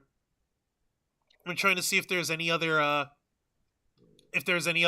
part of the article that shows where the court case is at this point. No. Yeah, because we also got to move over to the video games. Yeah, and we're gonna get to that shortly over here. Fucking Alex Jones over here at the end of the article. For his part, Jones railed on Tuesday's show against, quote, the scumbags that claim they own this place. He complained he was already losing money because his supporters believe the sale of InfoWars had already been finalized, and they worry that ordering his products now would just mean giving the money to the Onion. Jones pointed to his supporters instead to a new online store and a different website. He told his listeners they're insane if they don't go buy his limited edition fundraiser t-shirts, posters, and supplements. I need your support right now. We're fighting the deep state at point blank range, he bellowed. There's one variable on whether I keep fighting, that's you. Keep me in the fight now. So, he's still slinging shit. He's still hawking phony supplements. He's just doing it on a different website. So, because he knows that he's one hair's breadth away from losing his shit and losing everything to the Onion. Actually, let me. Is it okay if I go ahead and put a poll in for the viewers about the Alex Jones article? Yeah. By all means, go right ahead. All right. While I do that, you guys go ahead and let me hear what you have to say. Zayana, Jose, go ahead, please. All right, Zayana, you go first. Nope, I don't have really too much to say. Oh, Accurate. all right, fine. Well, you know what? I'm gonna have to agree with Juan. Like the family that were the victims, that were impacted. Like they're the ones. They're the ones that should. They're the ones that should get the money. Like you said, right, Juan? They're gonna get the money regardless. Yeah, they're gonna. What they were saying over here is that with the Onion's bid, they would get less money in order for a different family in Texas to get more to get a bigger share.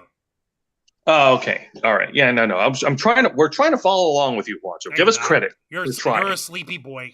Don't try. I'm literally sitting up. That doesn't mean that you ain't a sleepy boy, though. Anyway, yeah. There's not much else for me to say. It sucks to be Alex Jones right now. I mean, shit. Like we said, he fucked around, and he found out. Yep, no, that's exactly what's happening, and that's what he gets for trying to peddle conspiracy theories on the back of dead children, like the huckster that he really is. Let's see over here. At the very least, it's what I personally believe he deserves. He deserves to have his whole little media empire torn down because it's all based on misinformation and hyperbole and bullshit. Anyone trying to tell me that that InfoWars is a legitimate source for news can go suck a rock. I'm sorry, but like there's only one thing that it's good for, and it's for rotting people's brains. That's just my opinion on it. There. Let's see here. Give a chance in court. Okay, I'm pretty sure I know how this is gonna go, but I'm gonna give it to the people, and I'm going to help let them decide. And throw in your votes now, folks. Was the auction for InfoWars done fairly?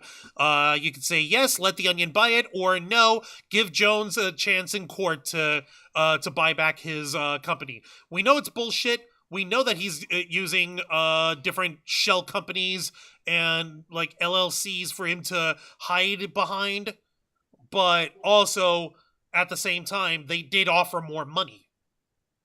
It sucks, but at the same time, it's like Jerkass has a point. Maybe there should be more money involved, but for it to only go back right into his own hands again, that's just bullshit. Like he really shouldn't be allowed to continue making money off of that brand or off of that platform. Well, also, if he has money with these shell companies to throw at this thing, then maybe he didn't get bankrupt enough. No, seriously, he really didn't. The crazy thing is that he basically would be forced to, like, if he kept on with, like, here's the crazy thing. Alex Jones is stuck in a no-win scenario regardless also, because even if by some chance he did get a hold of the rights to own InfoWars again, he would still need to pay that $1.5 billion to the Sandy Hook families, and the bankruptcy judges. They're going to be looking at this stuff, as well as the trustee that's handling the actual liquidation of all this, and they're going to have to look at this and say, like, no, you like, guess what?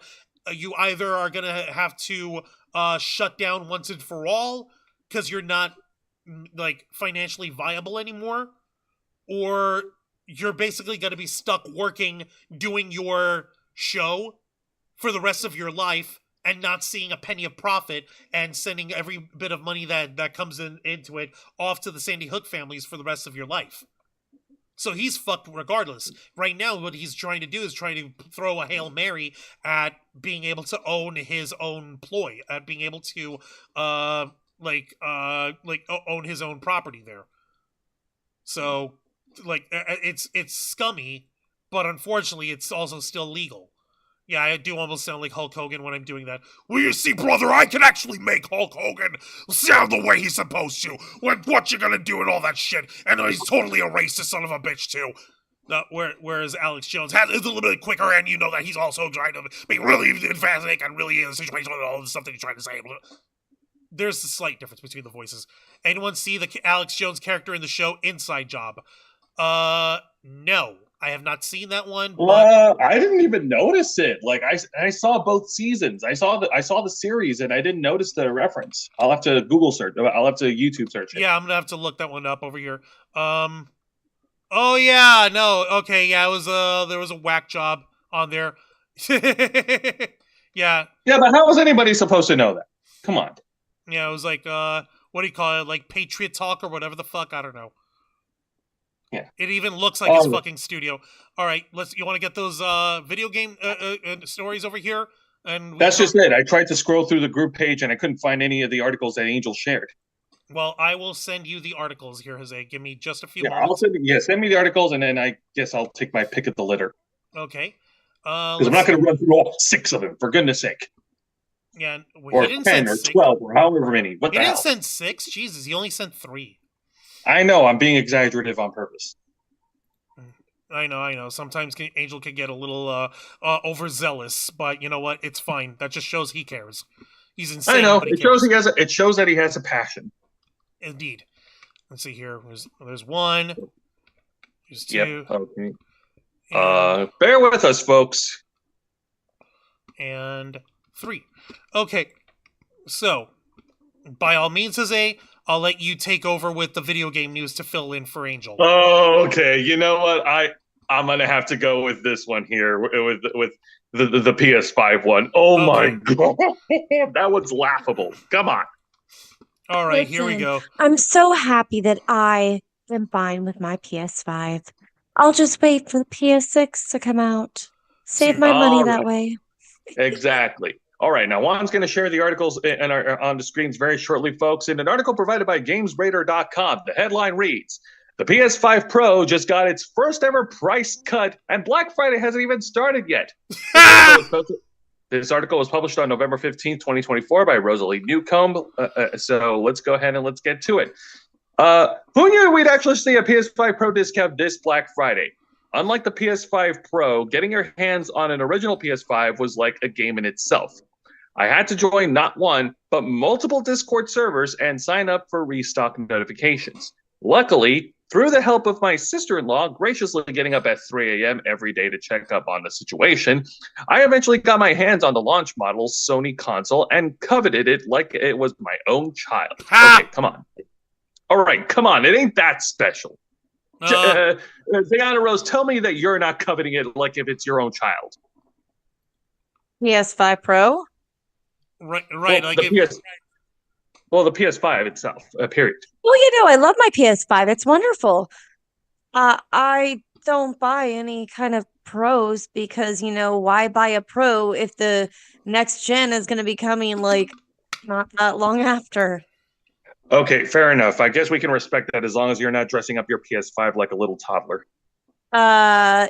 The only thing that it will ever be dressed up with is me actually taking off the white plates and replacing them with my purple plates like I was supposed to be doing a long time ago, but I've been lazy.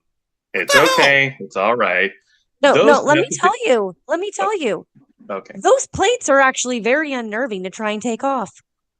really? You feel like you're gonna accidentally break the PS5. Oh my For a goodness. $600 monolith, you don't want to burn that kind of money on something then accidentally snap shit off of it. All right. Well, let's get back over to the article. So continuing on, those days are mostly over, and anyone looking to grab the newly released PS5 Pro shouldn't face any issues besides the eye-watering price tag. However, United Kingdom PlayStation fans appear to have an easier time with that. Hold on. You just got muted. Stop. Something happened with your sound. I don't know what happened, but you got cut off. I don't know what happened. Oh, am I coming through now? Now you are. Yes. Go on. That was weird. Let me go ahead and try again. The PS5 Pro isn't The PS5 Pro isn't just as easy to get a hold of, but it's now £659 at EE. a whole 40 pounds off. Yep, and I think we've translated. And I think we've translated the numbers in US dollars. You were about to say in human money. I heard you. I heard that.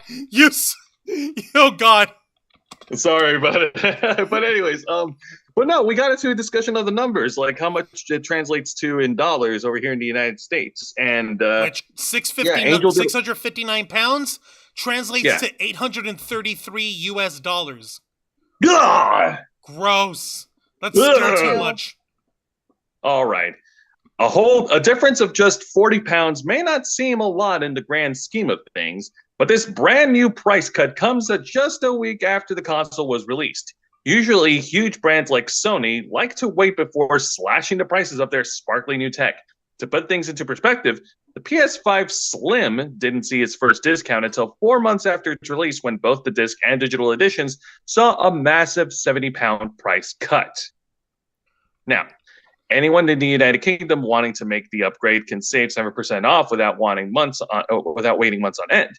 Argos had originally gotten in on the action and also dropped the price of the console down to £659, but it has since bounced back up to £689 and 99. $689.99. $689.99. Thank you. Fortunately, as part of its early Black Friday PS5 deals, the PS5 Pro is still £40 off at the EE store, but only for a limited time. As we're well into November, there's no telling how long this new PS5 Pro UK price will be active, but it's definitely one of the best early Black Friday PS5 deals I've ever seen so far. God, this guy's glazing pretty hard, but god dang it. Let's see. Today's best PS5 deals in the US, where you can get Amazon up to 50% off games, Walmart up to $12 off the DualSense controller, at Best Buy accessories from $13.59, and GameStop with 40% off solid state drives for saving your game. Whereas in the UK, they've got Amazon 10% off of the Astrobot game, at Very £12 and 25 cents off the DualSense Edge, and at Curry's, they've got bundle packages going at £509. So not bad, not horrible. But also at the same time, what the fuck? They only just had this thing out a week ago. So, yeah. So congratulations to the folks who want to get the PS5 Pro, the PS Pro, as Angel likes to call it. We'll see you later, Vicento. I appreciate you being here. I still have my PS4. Yeah. Sarah Serenity says, so do we. Can someone get me an Xbox for Christmas? An Xbox Series S for Christmas? I wish. Which is the The next bottom one? part of the PS5 Pro just pretty much sums up what I've already read about the pricing and shit. But I like this bottom part here where it says, don't buy the PS5 Pro if you prefer physical games or if you don't care about small performance upgrades. Yeah, and sorry, but we here at the Ravens Flock are big proponents of physical game copies whenever possible. I mean, that's also one thing that turned me off of the Pro. It's like, why am I paying that much for something that doesn't even have a disk drive included? Oh wait, you mean I have to buy an additional disk drive? No. Yeah. I'll stick with my PS5 that has like a disc drive because you know what? I like playing physical games that I still have because yeah. Yeah. Meh. No, so, yes, at this point. Now, if the PS6 doesn't have a disc drive, we're gonna have to talk. We are gonna have to talk because I think there might have to be a riot. Just saying. Just saying, Am I maybe. wrong? Yeah. Am I wrong? No. We've got pitchforks and torches and machetes and stuff waiting for you. So don't you fret. Yeah. So we're gonna say we want the disc drive. We want the disc drive. We want discs. Or fuck it. You know what? If they want to try to be like, oh, but Blu-ray discs and all that, those disc drives are also clunky and they don't hold nearly as much storage anymore. And look at how much. Then you know what? You know what they could do? They could go the Nintendo route and go to game cartridges now. If you really want to get granular and batshit, because we all know that the Nintendo Switch game cartridges can hold upwards of 64 gigs of space in them. So I don't see any reason why people like Sony or Microsoft can't invest in a cartridge, in a game cartridge system where you've got them with like 128 gigs or 256 gigs of space or whatever, because that's how much you end up downloading anyway when it comes to installation and downloads and shit, right?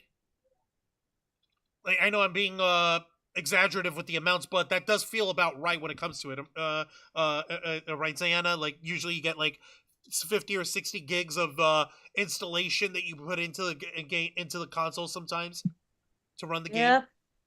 Right? So why the Yep. So why and the I mean, hell? honestly, it really does seem like they are really lagging behind with the storage issue because especially with games now being at least 70 to 100 or more gigabytes per game, it's getting a bit ridiculous. And oh yeah, look, we have 1 terabyte. Okay, well, I usually need to have portable hard drive to have additional games. Right? Like seriously, I'm over here fucking what do you call it? We've got 4 terabyte and 2 terabyte extra storage drives just to operate the games that we play on our Xbox One and our PS4. Yeah, okay, so here's how much it is. The Nintendo Switch game cards, that's what they're calling the cartridges. Game cards for the Nintendo Switch ranges from 1 gigabyte to 32 gigabytes in capacity. Yeah, you can fit plenty in 32 gigs of space. And who's to say that these guys can't fucking build these cartridges to hold more storage? We've got micro SD cards now that have 1.5 terabytes that you can put into it. So there's no excuse. These guys can do it. They just don't feel like doing it. And yeah, Kyle Canada saying, physical media forever. I'm sick titles disappearing into the ether when the next gen rolls up. So am I over here. Seriously, it's such a pain in the ass because we deserve to be able to actually own the game, for fuck's sake. If we're paying money to actually own the game, then we should be allowed to actually be able to physically play it. For God's sake. Exactly. Exactly. Customers can't be content with just digital downloads because there's no guarantee that it's going to stay that your purchase will stay with you because it's digital. And not only that, it also relies on like a live service connection and shit. Yeah, that too. Because it's like the whole thing like that Angel keeps trying to warn us about is that when these guys, if these companies really want to, they can cut support to any game, and you wouldn't get any money back because you already paid for it because it's just a license, whatever. Which is bullcrap. Yeah. All right, what's the next one you want to cover real quick, Jose? Actually, no. I said I was just gonna pick one and take one from the litter because, just one out of the three. Yeah, I mean, should we cover the other two? I mean, I don't know. Let's see here. I'll put the articles up and I'll blurb at them real quick over here for folks to be able to see it because I like the way I see it. Our stupidity and me not understanding what was wrong with our computer cost us the time on it on last Saturday. So I feel an obligation to help us finish it up, or at the very least get us through with the last little bit of info that we were supposed to be. All right, I guess we could quickly do. I guess we could do a lightning round for the other two. Yeah. I put up the one from GameSpot and I put up the one from VentureBeat. Which of those two do you want me to put up first so we can blurb it real quick? GameSpot. Okay. All right, so this article from GameSpot over here. Let's see. Xbox, PlayStation, and Nintendo console market, quote, isn't growing, Phil Spencer says. Microsoft loves consoles and will make more, but the console market is stagnant, he says, and it's written by Eddie Makunch, and that was on November 15th. The video game console market isn't growing, gaming CEO Phil Spencer said in a new interview, and that's part of the reason why you don't need an Xbox to play Xbox these days.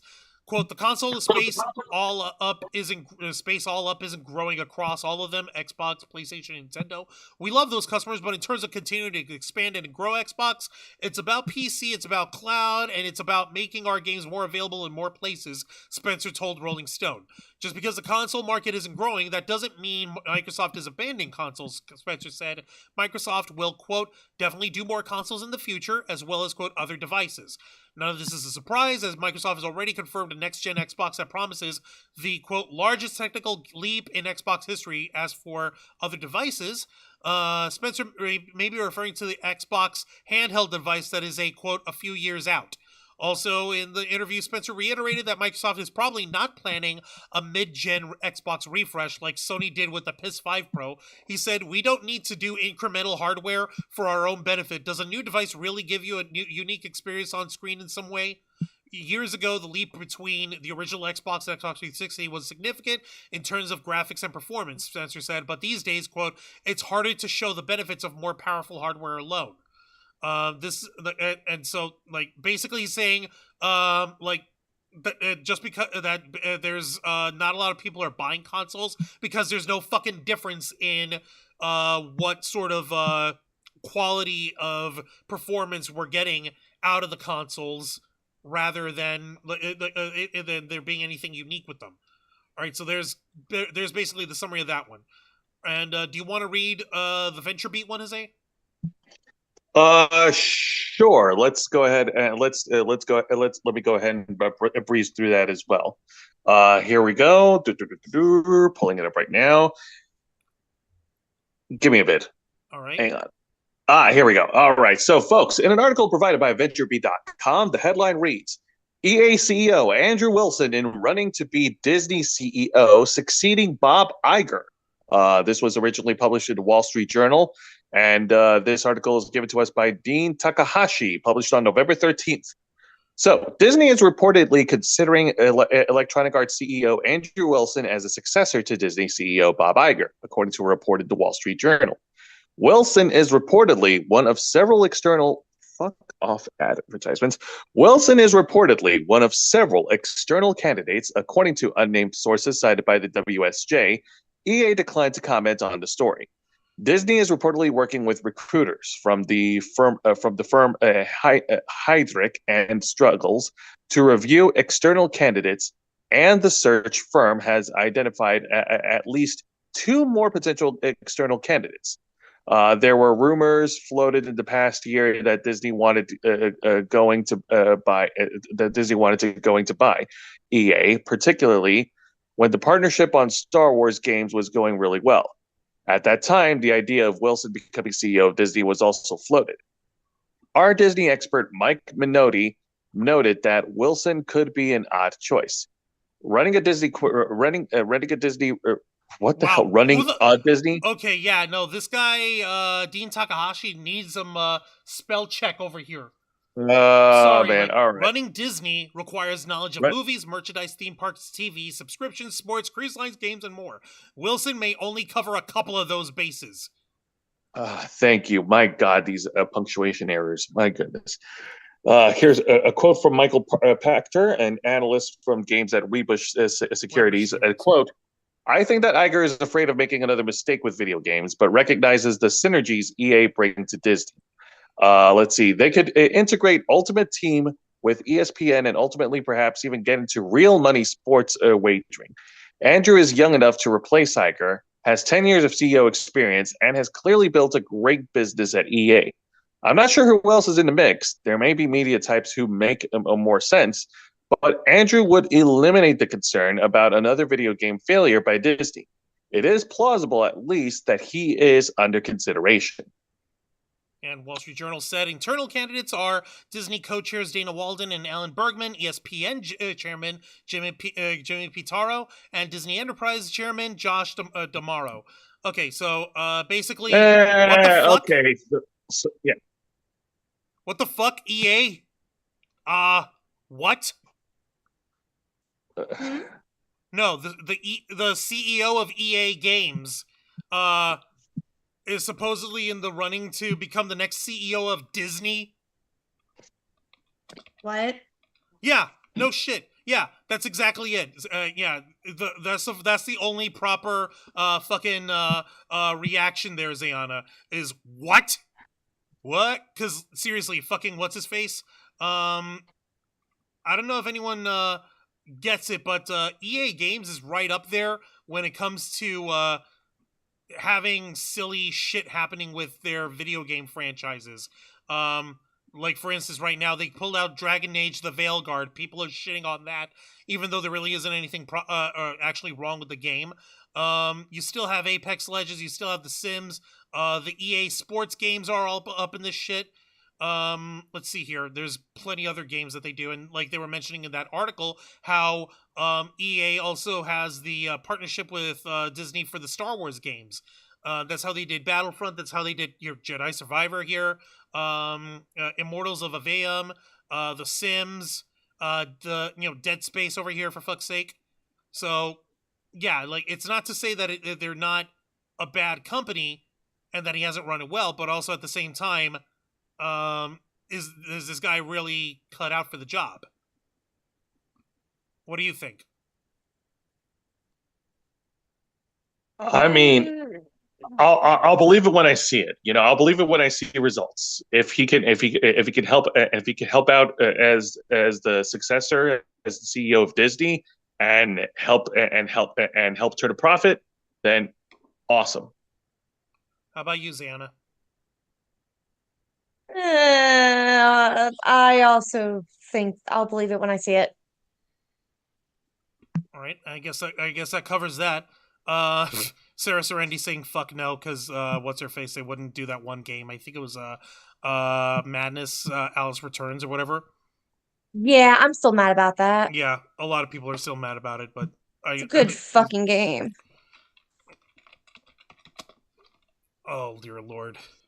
Yeah, Alice Madness Returns. There we go. I got the things mixed up over here. But yeah, no, they should have gotten it fixed up, but what can we tell you? You know, like, unfortunately, it's not up to us. But they really should at least try to do a re-release or whatever. At least it's still around. You know, you could still play it. You could still download it. You could still fucking do the game. And considering that it's still in people's consciousness enough that they're demanding a re-release or a sequel or whatever. Yeah. Like, who's to say that they wouldn't? If he does decide to folded in or whatever, or if he does become the CEO of Disney, who knows? Maybe they'll rebrand it with like the Alice in Wonderland Disney version of it. I don't fucking know. Like try to slap a Disney code on that because it would just strengthen the relationship between EA and Disney if he was the new CEO of Disney if he does that. But that's just a supposition. We're demanding Alice Asylum. Yeah, seriously, I get you there, Sarah Serendi. Okay, yeah, like I said, I was trying to make sure that we covered all our bases for everything. As far as our main story, as far as the fight between Mike Tyson and Jake Paul, I'm gonna give Zayana last thoughts over here, and then you, Jose, and then I'll wrap us up because I know that we're running long, and we're really just trying to, like I said, we're really just trying to make up for the fact that we missed out on doing this show on Saturday night, and I still feel dumb about it. No, it's all good. Sorry. You're good. You're good. I'm still sorry about the scaring anyone with the hole in the wall, for real. I was freaking out just as bad. Don't worry about it. All right, Zayana, you first. Your last thoughts on tonight's stories. Jake Paul's a pussy. Mm-hmm. PS5 Pro is just bleh. Bleh. Yeah. Just wait. Either just get a PS5 or you just wait for the next gen because it's not worth it. But yeah, that's pretty much it. And 2 people voted in the poll regarding the InfoWars sale, and they both agree. Yeah, let the Onion finish buying it. So that was unanimous. Yeah, I agree with that because, like, dude, what's the point of having to sell it for bankruptcy purposes and then you fucking buy it back? That is absolute bullshit. He's basically using it as a way for him to get around trying to pay the Sandy Hook families the money they're owed by him being a little skeever and trying to buy it back for himself. Yeah, no, seriously, just stick with the main consoles until there's something worth a damn, like you said. And yeah, fuck Alex Jones. And yeah, Jake Paul's a pussy. I would invite you to watch the fight, but I don't think I could subject you to something that lame. No, it's boring. It's like and the folks who were looking at it were also thinking conspiracy wise. Like you could see that Mike Tyson was going hard and he was going real fast at the beginning, but then he started going real slow and it looked like he was going intentionally slow in a way, which is bullshit. But also it's kind of bullshit that feels like it makes sense. So, but it was like severely too boring for its own good. But yeah, Zayana, I'm not going to subject you to the fight. You can look up whatever clips you want if you feel like it. But yeah, no, you're better off having avoided it. Yeah, no, it was just disappointing as hell.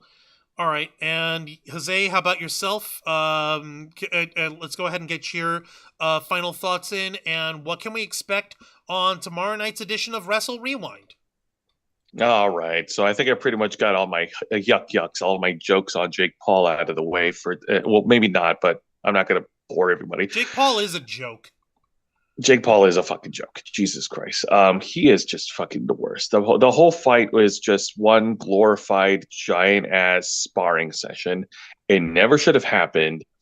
Mike Tyson does okay, simply put, Mike Tyson has no business getting back into the boxing ring at all right now. Like at this state, at his age right now. He really shouldn't have gotten into the fight. He shouldn't have agreed to it. And yeah, no, like these two guys fought as if 2 people were picking up the controller for the first time and learning how to play Punch Out. Yeesh. Okay. Yeah.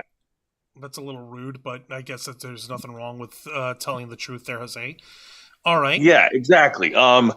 So I really don't have anything else to say. It was just a monumental waste of time.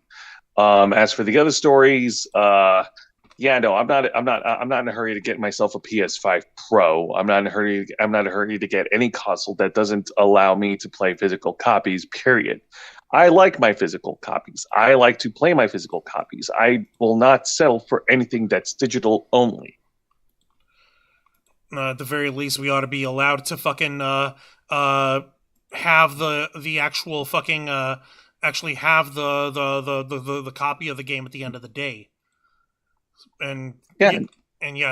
just going over to digital only. If anything else, if the only old school incentive that we should have gotten for switching to digital games is that they would be more affordable, because there wouldn't be any manufacturing and printing costs for exporting everything and putting it out on cartridges or game discs or anything. But they're not even trying with that. Exactly. So why should Now, we fucking? and as for Alex Jones, fuck him. The Onion should continue it should just seal the deal already. I don't really give a shit. Like, I'm not gonna cry a river over Alex Jones after all the shit that he's done, like making a profit and like getting clout at the expense of other people. Like, fuck him. At the expense of dead children, Jose.